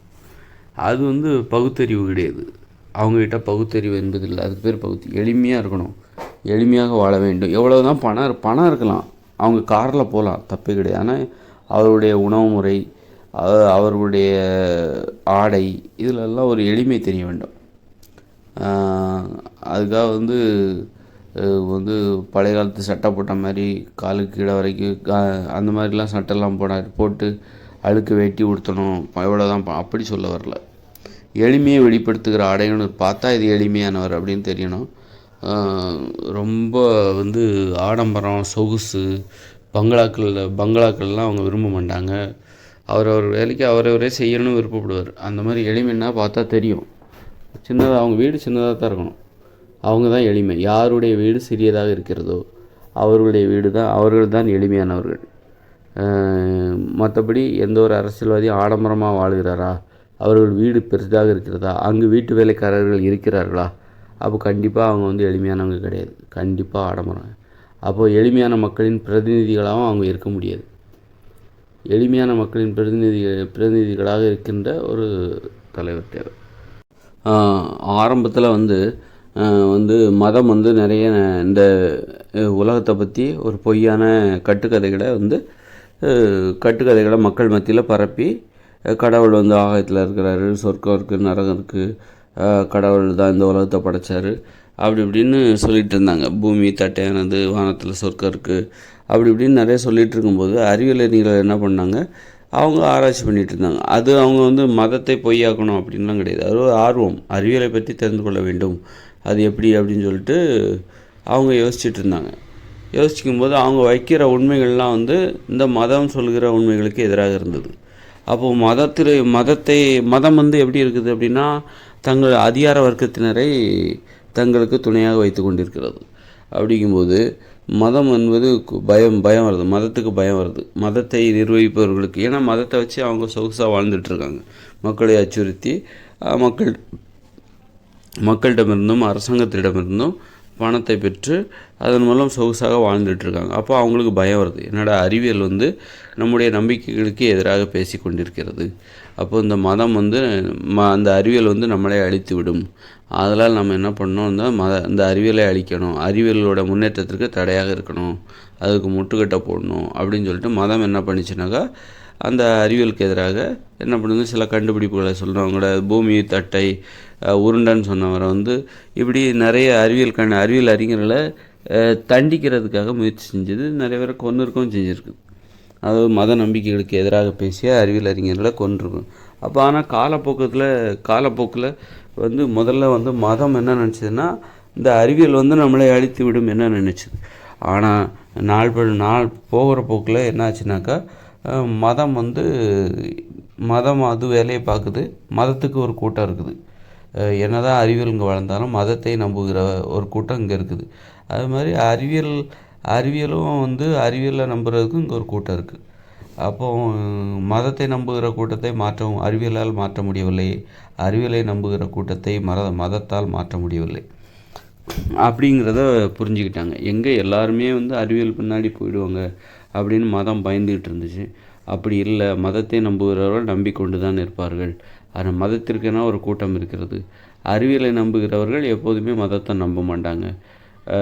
அதனால் வந்து நாம் நமக்கு இந்த கூட்டமே போதும், எல்லோரையும் நமது மத நம்பிக்கைகளுக்குள் அடக்கி ஆள வேண்டும் என நினைக்க வேண்டாம். அது தேவையில்லாத பிரச்சனை தான் உண்டு பண்ணும். நீ அறிவியலை நம்புகிறவங்கள வச்சுக்கிட்டு அறிவியல் நீ உன் வேலையை பாரு, நான் மதத்தை நம்புகிறவங்கள வச்சு நான் என் வேலையை பார்த்துக்கிறேன் அப்படின்னு சொல்லிட்டு அப்புறம் அதனால் இது மதமும் அறிவியல் என்ன பண்ணுது, அவங்கவுங்க வேலையை அவங்கவுங்க பார்த்துக்கிட்டு இருந்தாங்க. ஏன் அவங்கவுங்க வேலையை அப்போ அறிவியலுக்கு நோக்கம் என்ன, மூட நம்பிக்கைகள் ஒழிக்க வேண்டும் என்பது அறிவியலின் நோக்கம் இல்லையா? மதம் என்பது ஒரு மூட நம்பிக்கை. அப்போது வந்து மதத்துக்கு அந்த நோக்கம் இல்லையா? அறிவியலை மூட நம்பிக்கைகளை பரப்புகின்ற அந்த மதத்தை ஒழிக்க வேண்டும் என்பது அறிவியலின் நோக்கமாக இல்லையா அப்படின்னு கேட்கலாம். ஆனால் உண்மையில் அப்படி இல்லைன்னு தான் அர்த்தம். அப்போ அறிவியலின் நோக்கம் என்ன அப்படின்னா, அறிவியலின் நோக்கம் பணம் தான். இங்கே எல்லா செயல்களுடைய நோக்கமும் பணம் தான். அது மாதிரி மதத்தின் நோக்கமும் பணம் தான். மதம் வந்து பணத்தை சம்பாதிப்பதற்கான ஒரு வழி, நிறைய வழிகள் இருக்குது. பணத்தை சம்பாதிப்பதற்கு நிறைய வழி இருக்குது, அதில் ஒரு வழி தான் மதம். அதனால் வந்து அறிவியலுக்கும் பணம் சம்பாதிக்கிறது தான். அறிவியல் அறிஞர்களுக்கு நிறைய கண்டுபிடிச்சு அதன் மூலம் எதையாவது கண்டுபிடிச்சி மக்கள்கிட்ட விற்பனை செய்து பணத்தை சம்பாதிக்கிறாங்க. அந்த உண்மையை அடிப்படையாக கொண்டு இந்த உண்மையை அடிப்படையாக கொண்டு ஒரு உண்மையை கண்டுபிடிக்கிறாங்க. அந்த உண்மையை அடிப்படையாக கொண்டு இப்படி ஒரு தேவையை உருவாக்கி மக்கள்கிட்ட விற்பனை செஞ்சால் நிறைய பணம் கிடைக்கும். அப்போ அறிவியல் நோக்கமும் பணம் தான். அதே மாதிரி மதத்தின் நோக்கமும் என்னது, பணம் தான். அப்படிங்கும்போது அறிவியலும் பணமும் சொல்லிட்டு நீயும் உனக்கும் பணம் தான் நோக்கி எனக்கும் அப்போ உன் வேலையை நீ அப்போ முதல்ல மதம் என்ன பயந்துட்டு இருந்தது, அறிவியல் நம்மளை அழித்து விடுமோ, அறிவியலின் நோக்கம் நம்மை அழிப்பது தான் அறிவியலின் நோக்கமா, மதமாகிய நம்மை அழிப்பது தான் அறிவியலின் நோக்கம் அப்படின்னு சொல்லிட்டு மதம் பயந்துச்சு. அறிவியலுக்கு வந்து அறிவியல் கூட சில உண்மைகளை கண்டுபிடிக்கும்போது மதம் வந்து இப்படி சொல்லுது, அப்படி மதம் வந்து இந்த மாதிரி உண்மைக்கு புறம்பாக பேசிகிட்டு இருக்குது.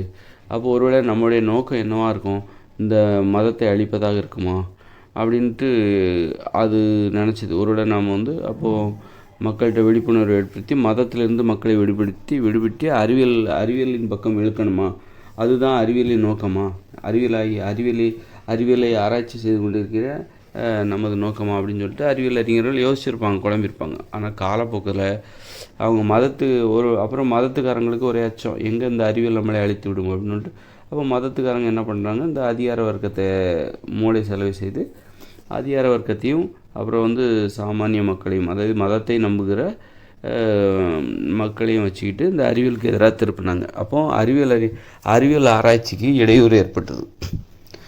அறிவியலுக்கும் வந்து முட்டுக்கட்டை ஏற்பட்டு சுதந்திரமாக அறிவியல் ஆராய்ச்சியில் முன்னேற முடியலை. அப்போது அறிவியல் வந்து நமக்கு வந்து மதத்தை அழிப்பதை விட அதுக்கு ஆராய்ச்சி செய்வது, இயற்கை அதாவது இந்த உண்மைகளை தெரிவது, நிறைய கண்டுபிடிப்பது, அதன் மூலம் பணத்தை சம்பாதிப்பது தான் மிக முக்கியம். மதம் நமக்கு எதிரானதல்ல. மதத்தை எதிர்த்தால் நம்மால் பணம் சம்பாதிக்க, அறிவியலை வச்சு பணம் சம்பாதிக்க முடியாது அப்படின்னு சொல்லிட்டு இந்த அறிவியல் நினச்சிது. புரியுங்களா? அப்போது அப்போ மதமும் புரிஞ்சிக்கிச்சு, ஓகே இந்த அறிவியல் வந்து நம்மளை ஒன்றும் பண்ணாது, அதோட நோக்கமும் பணம் தான், அது நம்முடைய நோக்கமும் பணம் தான். அப்படிங்கும்போது யாரும் யாரும் யாருக்கு எதிரி கிடையாது. அப்புறம் என்ன ஆச்சுனாக்கா, இந்த மதம் வந்து அறிவியல் மூலமாக வளருவதை உணர்ந்தார்கள். எப்படி? இப்போ மைக்கு கண்டுபிடிச்சாங்க, ஒலிபெருக்கி கண்டுபிடிச்சாங்க. ஒலிபெருக்கியின் மிகச்சிறந்த பயன்பாடுகள் வந்து இந்த மதத்துக்கு தான். அரசியல்வாதிகள் கூட அப்பப்போ தான் பயன்படும் இந்த ஒலிபெருக்கிலாம். தினம் இந்த அநேக ஆரம்ப காலகட்டங்கள்லேருந்து இன்றைய வரைக்கும் இந்த ஒலிபெருக்கி மூலம் வந்து ஒலிபெருக்கி, மின்சாரம் இதெல்லாம் இந்த மதத்தை வந்து வளப்படுத்தக்கூடியதாக மாறிடுச்சு. அப்போது அறிவியல் வந்து அப்போ மதம் என்ன பண்ணிச்சு அப்படின்னா, அறிவியல் வந்து நமக்கு எதிரானதுன்னு நினச்சோம், ஆனால் அந்த அறிவியலின் உதவியோடு நாம் வந்து நம்முடைய மதத்தை இன்னும் எளிதாக மக்களிடம் கொண்டு போக செய்யலாம் அப்படிங்கிறத உணர்ந்தாங்க. அப்போ அறிவியல் வந்து நமக்கு எதிரானதல்ல, அறிவியல் நமக்கு ஆதரவானது அப்படிங்கிறதையும் உணர்ந்தாங்க. இப்போ மின்சாரம், மிகப்பெரிய கட்டிடங்கள் இதெல்லாம் அறிவியல் தானே. அப்போ அந்த அறிவியலின் உதவி கொண்டு மதம் வந்து தன்னை வந்து எளிதாக்கி கொண்டது, தனது நடைமுறைகளை எளிதாக்கி கொண்டது. மத நம்பிக்கைகளை மக்கள் மனதில் வளர்ப்பதை எளிதாக்கி கொண்டு மக்கள் மனதில் வளர்க்கின்ற அந்த செயலை அறிவியல் வந்து எளிதாக்கி விட்டது. அப்போ என்ன பண்ணுது, மதம் என்ன பண்ணுது, அறிவியலை வளர்ப்பதற்கு உதவி செய்கிறது. அறிவியல் என்ன பண்ணுது, மதத்தை வளர்ப்பதற்கு உதவி. ஏன்னா மதத்துக்கு வந்து பணம் தான் தேவை. இவன் அறிவியல் என்ன பண்ணுறாங்க, உண்மையை கண்டுபிடிச்சி லைட்டை கண்டுபிடிக்கிறாங்க, மின்சாரத்தை கண்டுபிடிக்கிறாங்க, அல்லது ஒலிபெருக்கை கண்டுபிடிக்கிறாங்க. அப்போ இதை வாங்குகிற ஒரு ஆட்கள் தான் இந்த மத நம்பிக்கை. திருவிழா நடக்குது, அப்புறம் அங்கே வந்து மின்சாரம் தேவைப்படுது, மின் விளக்குகள் தேவைப்படுது, வண்ண விளக்குகள் தேவைப்படுது, ஒலிபெருக்கி தேவைப்படுது. அப்போ அறிவியலுக்கு பணம் கிடைக்குது, மதத்தின் மூலமாக பணம் கிடைக்குது. மதத்தின் மூலமாக மட்டும் கிடையாது, பல வகையிலும் பணம் கிடைக்குது. அப்போது வந்து அறிவியலுக்கும் மதத்துக்கும் ரெண்டு பேர்த்துக்கும் பணம் தான் நோக்கம், வியாபாரம் தான் நோக்கம், விற்பனை தான் நோக்கம். அப்போ இந்த விஷயத்தில் தான் அறிவியலும் மதமும் நண்பர்களாகிவிட்டன. அறிவியலோட நோக்கம் மதத்தை ஒழிப்பதல்ல, மதத்தின் நோக்கம் அறிவியலை ஒழிப்பதல்ல. மதத்தின் நோக்கமும் அறிவியல் நோக்கமும் பணம் தான். பணம் இருக்கின்ற வரை இந்த மதம் என்பது இருக்க தான் செய்யும். பணம் என்பது இருக்கும் வரை மதம் என்பது இருக்கும். அதே மாதிரி அந்த அறிவியல், அதாவது மூட நம்பிக்கைகளுக்கு உதவி செய்கின்ற அறிவியல், பணத்தை சம்பாதிப்பதற்காக பயன்படுத்த அந்த அறிவியல் வந்து இருக்க தான் செய்யும். இந்த வகையில் தான் அறிவியலும் மதமும் சமரசம் செய்து கொண்டது. பணம் தான் அவர்களை சமரசம் செய்து கொண்டது. இப்போ நிறைய முரண்பட்ட கருத்துடையவர்கள் பல பேர் இந்த உலகத்தில் இருந்தாலும் எல்லாருடைய நோக்கமும் பணம் தான் என்பதால் தான் இங்கு அவரவர்கள் ஒவ்வொருத்தரும் அமைதியாக இருக்காங்க. நம்முடைய நோக்கத்தை தான் இங்கே நிலைநாட்டணும், அப்படின்னு என்னுடைய நோக்கம்தான் இங்கே, என்னுடைய கருத்தை தான் நான் இங்கு நிலைநாட்டணும் அப்படின்னு ஒவ்வொருத்தரும் நினச்சிருந்தா இங்கே சண்டை தான் நடக்கும்.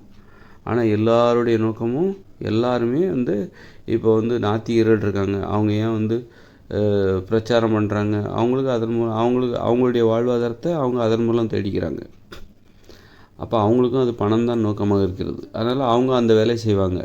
இப்போ மதத்தை வளர்க்குறவங்க அந்த வேலையை அவங்க செய்வாங்க, அதன் மூலம் அவர்களுடைய வாழ்வாதாரம் கிடைக்குது. ஆனால் என்ன, இது பிடிச்ச வேலையாக இருக்குது. மதத்தை வந்து நாத்திகர்களுக்கு அது அவங்களுக்கு பிடிச்ச வேலை, அவருடைய நம்பிக்கைகளுக்கு பொருத்தமான வேலை. அவர்களுக்கு உண்மையிலே கடவுள் நம்பிக்கை இல்லை, மதத்தின் மீது நம்பிக்கை இல்லை. அதனால் அந்த நம்பிக்கையை அதனால் அவங்க மனதில் உள்ள அந்த மதத்தின் மீது உள்ள நம்பிக்கையின்மையை வந்து நம்பிக்கையின்மை, அதன் மூலம் மக்கள் ஏமாற்றப்படுதல், இதெல்லாம் பார்த்து அவங்களுக்கு வந்து கஷ்டமாக இருக்குது. அப்போ அதையே ஒரு தொழிலாக எடுத்துக்கணும். ஆனால் அவங்களுக்கும் பணம் தேவை, அவங்களுக்கும் குடும்பம் இருக்குது, அந்த நாத்திகர்களுக்கும் குடும்பம் இருக்குது, அவங்களுக்கும் பசிக்கும், அவங்களுக்கும் உணவு தேவை. அதனால் தாங்கள் செய்கிற அந்த வேலையை தங்களுடைய தொழிலாக மாற்றிக்கொள்கிறார்கள். இப்போ கடவுள் மறுப்பாளர்கள் வந்து அதையே அவங்க தங்களுடைய தொழிலாக மாற்றிக்கொள்கிறார். அதன் மூலம் ஆனால் அவர்களுக்கும் பணம் தான் நோக்கம். பணம் தான் நோக்கம். பணம் இருந்தால்தான் அவர்களால் வாழ முடியும். யாராக இருந்தாலும் பணம் இருந்தால்தான் தான் வாழ முடியும்.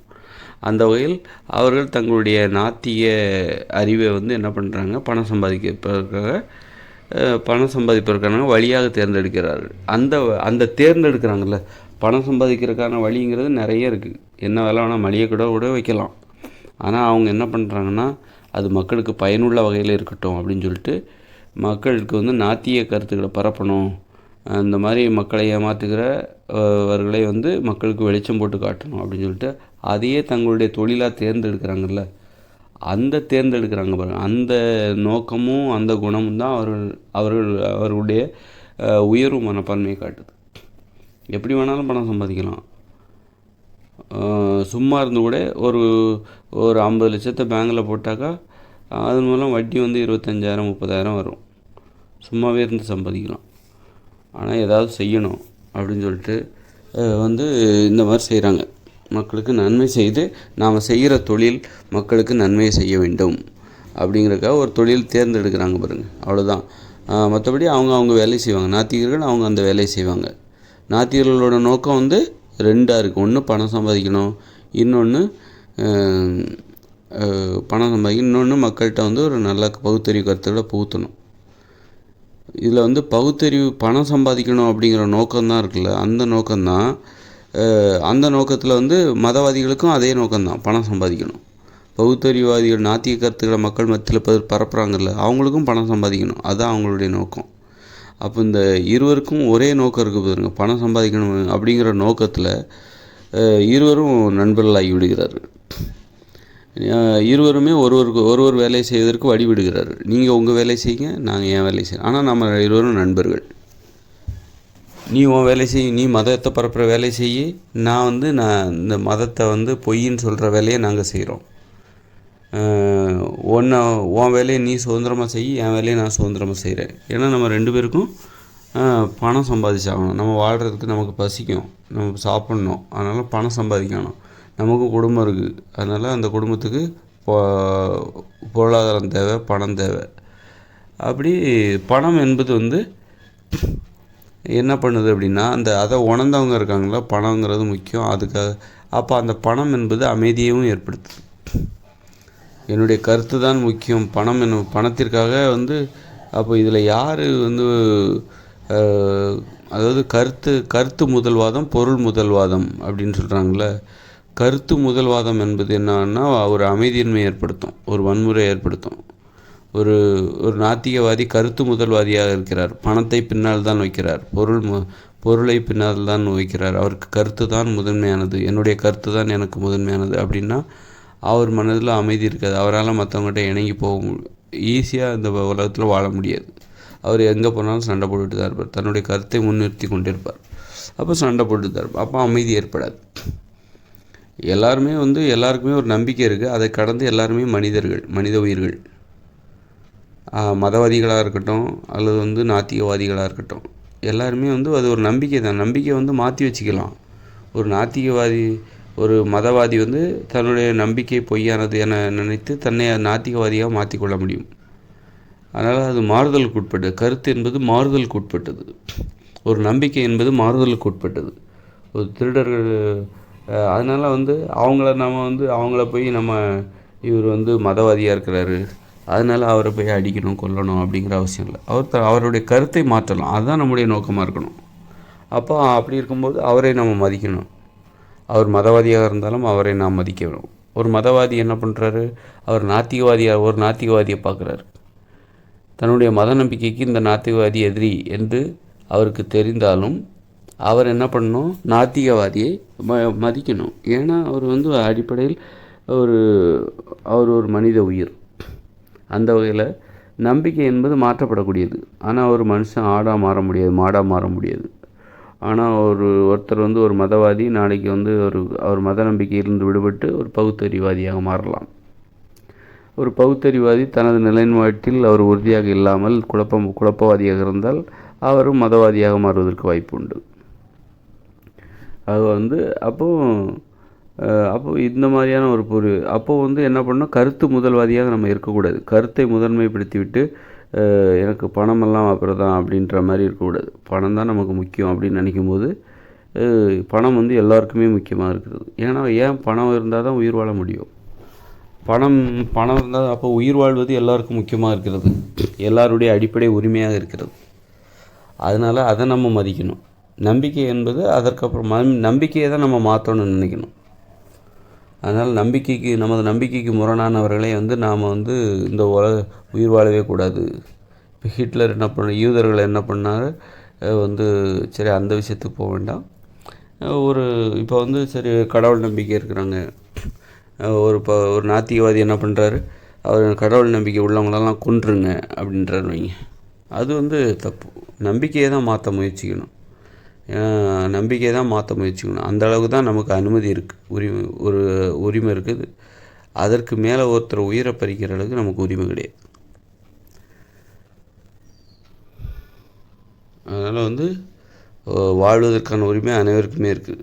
பிறரை சாகடிப்பதற்கான உரிமை யாருக்குமே கிடையாது. அதனால் வந்து எதை மாற்றணும் அப்படின்னா நம்ம நம்பிக்கையை தான் மாற்ற முயற்சிக்கணும். நம்பிக்கை என்பது மாற்றப்படக்கூடியது. ஆனால் வந்து ஒருத்தரை வந்து நமக்கு எதிரான நம்பிக்கை இருக்குது ஒருத்தருக்கு அப்படிங்கிறனாலே அவரை அழிப்பது என்பது ஒரு சரியான நடைமுறை கிடையாது. என்ன நடக்குது அப்படின்னா இந்த மதவாதிகள் என்ன பண்ணுறாங்க, மத வெறியர்களாக மாறிடுறாங்க.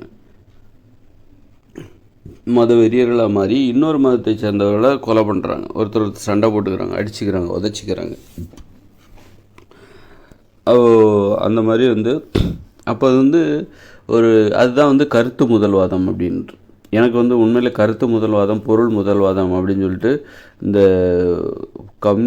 கம்யூனிசத்தில் பேசுவாங்க. எனக்கு உண்மையில் அதோட அர்த்தம் தெரியாது.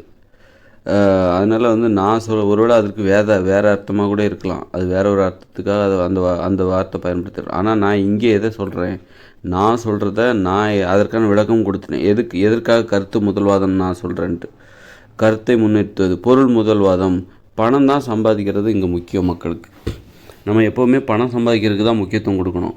பணத்தை புறக்கணிச்சிட்டு என்னுடைய கருத்து தான் எனக்கு முக்கியம் அப்படின்னு என்னுடைய கொள்கை தான் எனக்கு முதலில் முக்கியம், ரெண்டாவது தான் பணம் அப்படின்னு சொல்லிட்டு என்னுடைய கருத்தை வந்து யாராவது எதிர்த்தா என்னால் தாங்கிக்கவும் முடியாது அப்படின்னு சொல்லிட்டு அந்த மாதிரி கருத்தை வந்து விடாப்படியாக கெட்டியாக விரைச்சி நின்னோன்னா அது நமக்கு வந்து இந்த மாதிரி அப்படி நிற்கிறது தான் என்னுடைய மதம் தான் எனக்கு முக்கியம். மதம் என்பது என்னென்னா அது ஒரு கருத்து, நம்பிக்கை.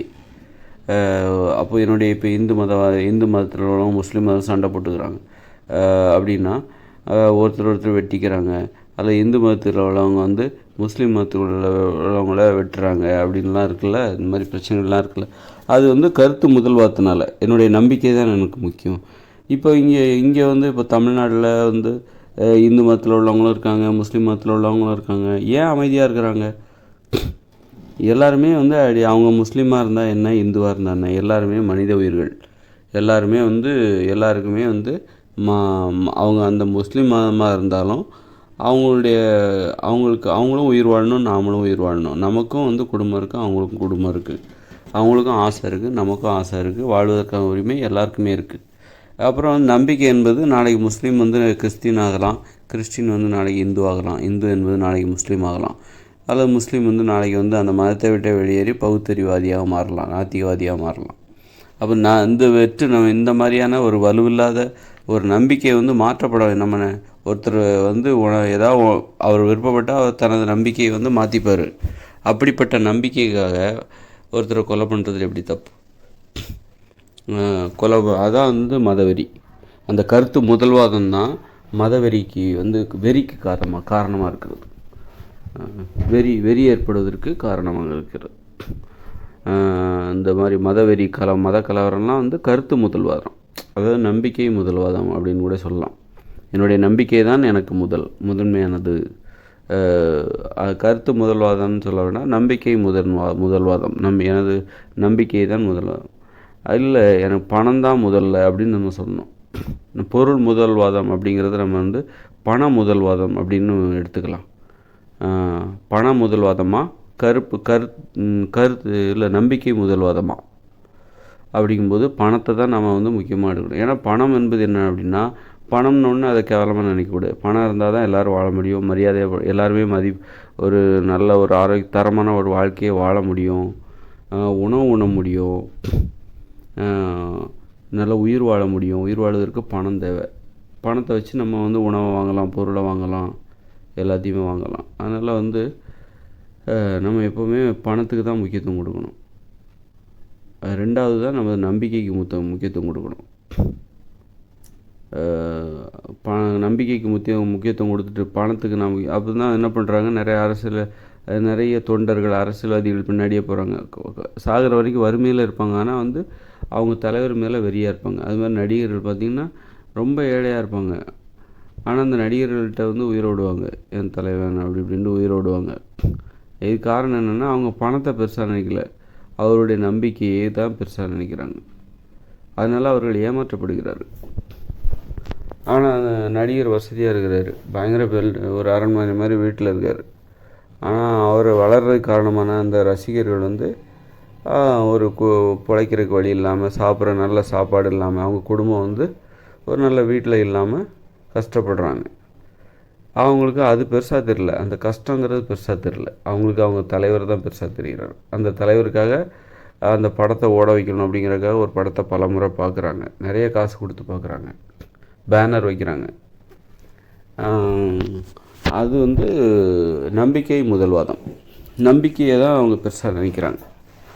இதுதான் வந்து அதனால் வந்து அறிவியலும் மதமும் ஏன் சமரசம் செய்து கொண்டது அப்படின்னா, அறிவியலும் மதமும் பணத்தை தான் பிரதானமாகுது, பணம் தான் முக்கியம் என நினைத்தது. அதுக்காக தான் என்ன பண்ணுச்சுனாக்கா, மதம் சொல்கிற நம்பிக்கைகளுக்கு எதிராக அறிவியல் பேசி கொண்டிருந்தது. அறிவியல் என்ன பண்ணிச்சு, மதம் என்னெல்லாம் சொல்லுதோ, மதம் வந்து என்ன சொல்லிச்சு, வானத்தில் சொர்க்கம் இருக்குது, நரகம் இருக்குது, பூமி தட்டையானது அப்படின்னு சொல்லிச்சு. கடவுள் தான் மனித உயிர்களை படைத்தார் அப்படின்னு சொல்லிச்சு. ஆனால் அறிவியல் என்ன சொல்லிச்சு, இல்லை அப்படி இல்லை, அப்படி மதம் சொல்வது பொய்ன்னு சொல்லலை, எது உண்மையோ அதைத்தான் அறிவியல் சொல்லிச்சு. மதம் சொல்வது பொய், அது வந்து நாத்திகர்களோட வேலை, ஏன்னா அவர்களுக்கு அது வேலை, அதனால் அவங்க அதை சொல்கிறாங்க. அது மாதிரி அப்போ வந்து அறிவியல் என்ன சொல்லிச்சுனாக்கா, அவங்களுக்கு மதம் வந்து முக்கியம் இல்லை. அறிவியல் என்ன சொல்லிச்சுன்னா பூமி உருண்டையானது. அப்போ நாத்திகர்கள் என்ன பார்க்குறாங்கன்னா, நான் பகுத்தறிவாதி நாத்திகர்கள் என்ன பார்க்குறாங்கன்னா, அறிவியல் என்ன சொல்கிறது உருண்டைங்குது, இவன் என்னன்னா தட்டைங்கிறான். அறிவியல் சொல்கிறது நம்புகிற மாதிரி இருக்குது, இவன் சொல்கிறது நம்புகிற மாதிரி இல்லை. அப்போ இவன் போய் சொல்கிறான், மக்களே நம்பாதீங்க. அப்போ அந்த வேலையை வந்து மக்களை அதிலேருந்து விடுபடணும், மக்களை வந்து பொய்யான நம்பிக்கையிலேருந்து விடுபட வைக்கணும். அந்த வேலையை வந்து நாத்திகர்கள் செய்கிறாங்க. அந்த வேலையை அறிவியல் செய்யலை. அறிவியல் என்ன பண்ணுதுனாக்கா, அறிவியல் வந்து அறிவியலை மட்டும்தான் அது செய்யுது, அறிவியல் ஆராய்ச்சி மட்டும்தான் செய்யுது. அறிவியல் வந்து பணத்தை சம்பாதிக்கணும், அதோட நோக்கம் வந்து பணம் சம்பாதிக்கணும். மதவாதிகள் என்ன பண்ணுறாங்க, பணத்தை எடுத்துகிட்டு போய் நான் உனக்கு இவ்வளோ பணம் தரேன், அறிவியல் இங்கே வா, அறிவியல் நான் உனக்கு இவ்வளோ பணம் தரேன், நீ எனக்கு ஒரு மிகப்பெரிய கோயில் கட்டி கொடு, உன்னுடைய அறிவியலை பயன்படுத்தி மிகப்பெரிய கோயில் கட்டி கொடு. அப்படியா, நீ பணம் தரியா, சூப்பராக, நீ நிறைய பணம் கொடு, நான் இன்னும் உயரமான ஒரு கோயிலை வெட்டி தரேன், ஆசியாவிலே மிகப்பெரிய கோயிலை உனக்கு கட்டித்தரேன், அறிவியலை பயன்படுத்தி இந்த உலகத்திலே மிகப்பெரிய ஒரு தேவாலயத்தையோ அல்லது மசூதியோ உனக்கு நான் கட்டித்தரேன், இந்த உலகத்திலே மிகப்பெரிய அனுமன் சிலையோ நான் உனக்கு கட்டித்தரேன் அப்படின்னு சொல்லிட்டு அறிவியல் என்ன பண்ணுது, வியாபாரம், பணத்தை பார்த்து தன்னுடைய அறிவியலை வந்து மதத்துக்கு கொடுக்குது, மதத்துக்கு உதவி செய்ய வைக்குது. மதம் வந்து தன்னை வளர்த்துக்கொள்ள உதவி செய்யுது அறிவியல். அப்போது பணம் தான் வந்து இருவர்களிடமே வந்து மதவாதிகளையும் அறிவியலையும் வந்து சண்டை போட விடாமல், இதன் மூலம் என்ன ஆகுது அப்படின்னா, பணத்துக்கு முக்கியத்துவம் கொடுக்கறதுனால அறிவியல் தனது சுயமரியாதை இழந்து போகலாம். ஆனால் வந்து ஒரு அமைதி நடக்குது, ரெண்டு பேரும் சண்டை போடாமல். ஏன்னா யாரும் வந்து இவங்க வந்து அறிவியல் முட்டாள்களை அவங்க மாற்ற முடியாது, அவ்வளோ ஈஸியாக மாற்ற முடியாது. நீ மாறணும் அப்படின்னு கட்டாயப்படுத்தவும் முடியாது. ஒரு மரக்கிளை இருக்குன்னா அது வளையலை அப்படின்னா அதை போய் நம்ம வளைச்சோம் அப்படின்னா உடஞ்சிரும். அதுக்கு வளைக்காமலே இருக்கலாம், அப்படியே இருந்துட்டு போகலாம். உடஞ்சி போகிறதோட அதை வளைக்காமல் இருக்கிறது அப்படியே இருந்துட்டு போகலாம்ல, அது மாதிரி தான். அது மாதிரி மக்கள் வந்து மாற மாட்டாங்கன்னு தெரிஞ்சவங்கள மாற்றக்கூடாது. மக்கள் வந்து அறிவியல் இப்போ என்ன எடுத்துக்கிட்டால் என்னால் கடவுளை கும்பிட முடியாது, என்ன தலைகள்னா கூட நான் கும்பிட மாட்டேன். அது வேணால் நடிப்பேன், கும்பிட்ற மாதிரி வேணால் நடிப்பேனே தவிர நான் கும்பிட மாட்டேன். கடவுள்னால் நான் சிலைகளை சொல்கிறேன். கடவுள்னால் என்னன்னு எனக்கு தெரியும். கடவுளுங்கிறது உண்மை தான். கடவுளுங்கிற பேரை வந்து இந்த மூட நம்பிக்கைவாதிகள் எப்படி அறிவியலை பயன்படுத்தினாங்களோ கருவி போல், அது மாதிரி கடவுளுங்கிற பேரையும் இவங்க பயன்படுத்திக்கிட்டு இருக்காங்க. இந்து மதத்தோட நிறம் காவி நிறம்னு சொல்கிறாங்க. காவி நிறம் வந்து இயற்கையில் உள்ள நிறம், அது வந்து இந்து மதம் தோன்றுவதற்கு முன்பே இருக்குது. அது மாதிரி வந்து வெண்மை நிறங்கிறது கிறிஸ்தவ மத நிறமா, பச்சை நிறம் வந்து முஸ்லீம்களோட நிறமா. ஏன்னா வெண்மை நிறம் அதுக்கு முன்னாடியே இருக்குது, பச்சை நிறம் இந்த முஸ்லீம் மதம் வர்றதுக்கு முன்னாடியே இருக்குது. அது மாதிரி நான் எதுக்கு சொல்கிறேன்னா, ஏதோ ஒரு விஷயத்துக்கு நான் சொல்ல வந்தேன். அது மாதிரி கடவுளுங்கிற வார்த்தை முன்னாடியே இருக்குது. அது வந்து இடையில வந்தது கிடையாது. மதம் மாதிரி இடையில வந்தது கிடையாது. மதம் வந்து இடையில வந்தது. கடவுளுங்கிற வார்த்தை எப்படி வந்து அது வந்து முன்னாடியே இருந்தது. மனித உயிர்கள் தோன்றதுக்கு முன்னாடி இல்லை, மனித உயிர்கள் தோன்றிய பிறகு தான். இல்லை, கடவுளுங்கிறது மனித உயிர்கள் தோன்றதுக்கு முன்னாடியே இருக்குது.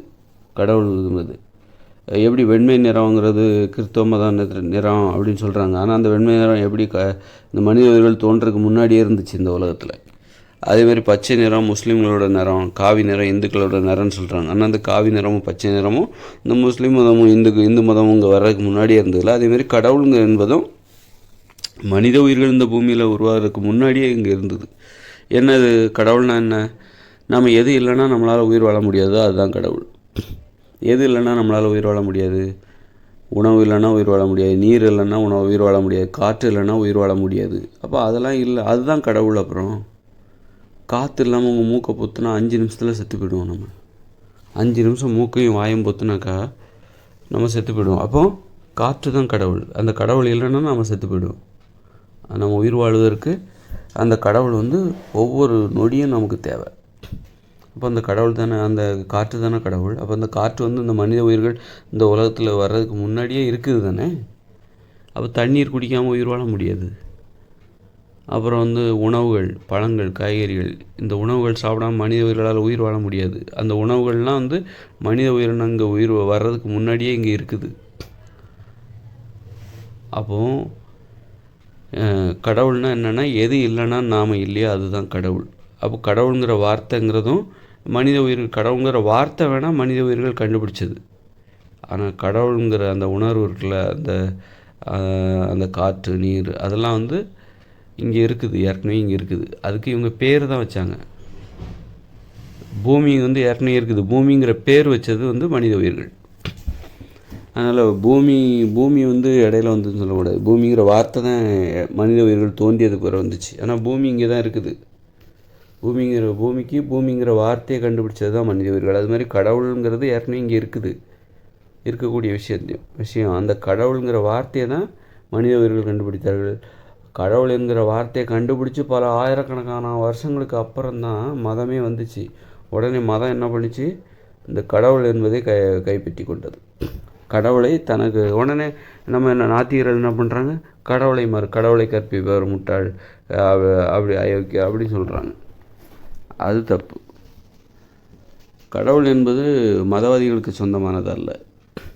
அது வந்து இயற்கையான அறிவுக்கு சொந்தமானது, இயற்கையான அறிவியலுக்கு சொந்தமானது. இன்னும் சொல்லப்போனால் நாத்திகர்களுக்கு சொந்தமானது. கடவுள் என்கிற சொல் நாத்திகர்கள்ட்ட தான் இருக்கணும், நாத்திகர்கள்ட்ட தான். ஆனால் நாத்திகர்கள் வந்து என்ன சொல்கிறாங்க? கடவுளே இல்லைன்றாங்க. எது கடவுள்னு சொல்லணும்? இல்லைன்னு சொல்கிறது ஒரு தீர்வு கிடையாது. இது இல்லைன்னா எது வேறு எது? கடவுள் இது இல்லைன்னா வேறு இது. அப்படி சொல்லாதனால்தான் மிகப்பெரிய கடவுள் மறுப்பு போராட்டங்கள். இப்போ பெரியார் அவ்வளோ தூரம் போராடினார். ஏன் வந்து அதோடைய பலன் வந்து இருக்குது, ஆனால் இல்லை. திரும்பவும் மூட நம்பிக்கையில் ஏன் தலைவிரித்தாடுது? அவர் ஒரு தீர்வு சொல்லலை, இல்லைன்னு தான் சொல்லிட்டு போனார். எதுன்னு சொல்லலை, இது இல்லை, கடவுளுங்கிறது இல்லைன்னு சொல்லிட்டு போனார். நான் என்ன சொல்கிறேன்னா, கடவுளுங்கிறது இருக்குது. அன்பு தான் கடவுள். அன்பு இல்லைன்னா யாராலையும் உயிர் வாழ முடியாது. அன்பு தான் கடவுள். அன்பு வந்து சிவன் கிடையாது. சிவன் வந்து அது வேறு, அது வேண்டாம், அது விடும். சிவன் வந்து கடவுள் கிடையாது. அன்பே சிவன் சொல்கிறோம். அப்போ அன்புங்க வந்து கடவுள் கிடையாது, சிவன் வந்து கடவுள் கிடையாது. அன்பு தான் கடவுள். அன்பே கடவுள் வேணால் சொல்லலாம், அன்பே சிவன் சொல்லக்கூடாது. அந்த மாதிரி. ஆனால் ஏன் அப்படி சொல்கிறாங்கன்னா, சிவனை நம்ம கடவுள்னு சொல்கிறதுனால சரி அன்பே சிவன்னு அவங்க சொல்கிறாங்க. அந்த மாதிரி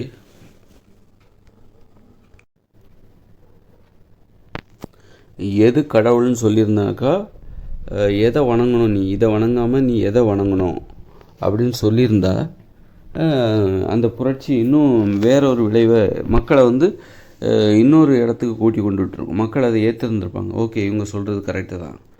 அதனால தான் வந்து எதுன்னு தெரியாமல் இது கடவுள் இல்லைன்னா எதுன்னு தெரியல. அதனால தான் நிறைய பேர் என்ன பண்ணுவாங்க, திடீர்னு கடவுள் மறுப்பு கொள்கைக்கு வந்துட்டு திரும்பவும் வந்து மதத்தை பின்பற்றுறதுக்கு ஓடிடுவாங்க.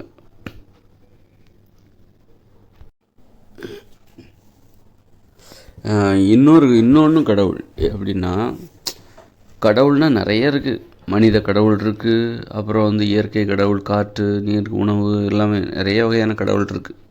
மனித உயிர்கள்லாம் அப்பா அம்மா இல்லாமல் நம்ம உயிர் வாழ முடியாது அப்படின்னா அவங்க தான் கடவுள். அவங்க தான் இந்த உலகத்துக்கு கொண்டு வந்தாங்க. அப்போ அவங்க தான் கடவுள். மனித உயிர்களில் அவங்க கடவுள் அப்படின்னு நிறைய இருக்குது. இப்போ இன்னொரு கடவுள்னு சொல்லலாம். இப்போ இந்தியாவில் இருக்கிற நிலையை பார்த்தா இந்தியர்களுக்கு தாய்மொழி தான் கடவுள்னு சொல்லணும். அந்நிய மொழியை வந்து நம்ம சாத்தான்னு சொல்லணும், பேய் பிசாசுன்னு சொல்லணும். அதனால் தாய்மொழியை வந்து கடவுள் அப்படிங்கிறத உணராமல் சாத்தான் ஆகிய அந்நிய மொழிகளை கடவுள் என நம்பி சாத்தான்களின் பின்னால் செல்கிற மக்களாக இந்திய மக்கள் இருக்கிறார்கள். தாய்மொழியை கடவுளுக்கு ஏன்னா தாய்மொழியால் மட்டும்தான் இப்போ காப்பாற்ற முடியும். இந்தியர்களை வந்து நிறைய பிரச்சனைகள்லேருந்து காப்பாற்றணும், ஊழல்கள்லேருந்தும் லஞ்சத்துலேருந்தும் காப்பாற்றணும், அவங்கள வந்து நல்லா வாழ வைக்கணும், நோய்கள்லேருந்து பிரச்சனைகள்லேருந்து காப்பாற்றணும் அப்படின்னா ஒரே வழி தாய்மொழியில் கல்வி கற்கணும். தாய்மொழி என்பது ஒரு கடவுள். தாய் என்பது ஒரு கடவுள் தானே. அம்மாங்கிறவங்க கடவுள் தானே. அம்மானா தாயின்னு தானே அர்த்தம். அப்போ தாயின் மொழி எப்படி என்ன அர்த்தம்? ஒரு கடவுளின் மொழி. தாய்மொழின்னா என்ன அர்த்தம்? கடவுளின் மொழி. கடவுளின் மொழியில் நீ வந்து பாடம் படிக்காமல் சாத்தான்களின் மொழியில் பாடம் படிச்சுக்கிட்டு இருக்கிற. நான் ஆங்கில மொழியை சாத்தான மொழின்னு சொல்லலை, அது அந்நிய மொழியாக இருக்கிறது. தமிழர்களுக்கு அது அந்நிய மொழி, இந்தியர்களுக்கு அது அந்நிய மொழி. இப்போ வந்து தமிழில் வந்து ஆங்கிலேயர்கள் பாடம் கற்றாங்கன்னா அது அவங்களுக்கு சாத்தான மொழி தான். ஏன்னா தமிழ் என்பது அவர்களுக்கு அந்நிய மொழி. அதனால் அவங்க தமிழில் பாடம் கற்றுக்கூடாது. அவங்க வந்து ஆங்கிலத்தில் தான் கற்றுக்கணும். ஆங்கில மொழி அவர்களுக்கு தாய்மொழி. ஆதலால் ஆங்கில மொழி அவர்களுக்கு கடவுள். அப்போது நமக்கு கடவுள் வந்து நம்முடைய தாய்மொழி, அவர்களுக்கு கடவுள் அவருடைய தாய்மொழி. அப்போ அவருடைய தாய்மொழியில் நாம் படிக்கும்போது அவர்களுடைய தாய்மொழி அவர்களுடைய கடவுள், அவர்களுடைய தாய்மொழி எனப்படும் கடவுள் என்பது நமக்கு சாத்தானாகி போய்விடுது. அவருடைய கடவுள் அவர்களிடமே இருக்க வேண்டும். அப்போ தான் அந்த கடவுளுக்கு மதிப்பு. அப்போ அவருடைய அடுத்தவங்க கடவுள் எல்லாம் நமக்கு வந்து சாத்தான் கிடையாது. அந்த கடவுளை நம்ம மேலே திணிக்கும் போது தான் நான் தான் உன்னுடைய கடவுள். அதாவது அந்நியர்களின் கடவுள் வந்து என்ன பண்ணுற, ஆங்கிலேயர்களின் கடவுள் தான் ஆங்கில மொழி, அவர்களின் தாய்மொழியான ஆங்கில மொழி. அந்த மொழியை தான் தமிழர்கள்ட்ட கொண்டு வந்து இதுதான் உன்னுடைய கடவுள்னு சொல்கிறாங்க பாருங்கள். அப்போ தான் அது சாத்தானாகுது. அவர்களுடைய மொழி அவருடைய கடவுள், அவருடைய தாய்மொழி என்னும் கடவுள், அந்த ஆங்கில மொழி என்னும் கடவுள் அவங்ககிட்டே இருக்கணும். நம்முடைய தாய்மொழியான நம்முடைய தமிழ் மொழின்னு நம்மளே வச்சுருக்கணும். அதை மற்றவங்களோட திணிக்கக்கூடாது. திணிச்சா அது வந்து சாத்தானோட மொழி. இப்போ இந்தியை நம்ம மேலே திணிக்கிறாங்கள, இந்தி பேசுகிறவங்க தாய்மொழி அது ஒரு கடவுள், அவங்களுக்கு அது கடவுள். அந்த கடவுள் அவங்கள மட்டும் பாதுகாத்தா போதும். எங்களை பாதுகாக்கிறதுக்கு எங்களுடைய தாய்மொழி இருக்குது, தமிழ் இருக்குது. அதை நீங்கள் எங்ககிட்ட திணிச்சிங்கன்னா அது சாத்தானாகிடும். அது சாத்தானாக எங்களுக்கு தெரியும். ஒரு அம்மா எல்லாரும் அம்மா தான், எல்லா பெண்களும் எல்லாருக்கும் அம்மா இருக்கிறாங்க. அப்போ இன்னொருத்தரோட அம்மா வந்து அவங்களுக்கு அது கடவுள் தான், அந்த பிள்ளைகளுக்கு கடவுள். அதுமாதிரி ஒவ்வொரு பிள்ளைகளுக்கும் அவங்க அம்மா கடவுள் தான். அப்போது ஒருத்தர் என்ன பண்ணுறாரு, என்னுடைய அம்மா தான் உனக்கு கடவுள் அப்படின்னு சொல்லிட்டு இன்னொருத்தரோட பிள்ளைகளுக்கு மேலே திணிச்சாங்கன்னா என்ன ஆகும்? அது சாத்தானாக தான் போகும். ஒரு அம்மா என்ன பண்ணுறாங்கன்னா இன்னொரு அம்மா பெற்ற பிள்ளைகளுக்கு வந்து நான் தான் உன்னுடைய அம்மா அப்படின்னு சொன்னால் என்ன ஆகும்? நான் தான் உன்னுடைய அம்மா அப்படின்னு சொன்னால் என்ன ஆகும்? அப்போ அது பிசாசு தான், அது அம்மா கிடையாது, பிசாசு. அதுமாதிரி தாய்மொழி என்பது கடவுள் மொழி, சும்மா கிடையாது. கடவுள் மொழி உனக்கு வந்து பிடிக்கலை, அதில் கல்வி கடவுளோட மொழியில் கல்வி கற்றுக்கிட்டால் தான் வந்து இங்கே நல்லா. தாயினா யார்? பெண். அடிப்படையில் அவங்க பெண். அப்போ பெண்கள் மொழியில் கல்வி கற்றால் தான் பெண்களுக்கு பாதுகாப்புங்க. இங்கே அந்நியர்கள்னா பெண்களுடைய பார்வையில் ஆண்கள் வந்து அந்நியர்கள். அது ஆண்களின் மொழி, ஆங்கில மொழி. அந்நியர்களின் மொழி என்பது ஆண்களின் மொழின்னு சொல்லலாம். அல்லது ஆண் பெண் இருவருக்குமே அது அந்நியமான மொழி. அந்நிய மொழின்னா என்னென்னா ஆண் பெண் இருவருக்குமே அது அந்நியமானது அப்படின்னு சொல்லலாம். ஆக அறிவியலும் மதமும் சமரசம் செய்து கொண்டது அப்படிங்கிற ஒரு தலைப்பில் நம்ம இப்போ பேசி இத்தோடு முடிப்போம். அடுத்த தலைப்பில் நான் அடுத்த வீடியோவில் பார்ப்போம்.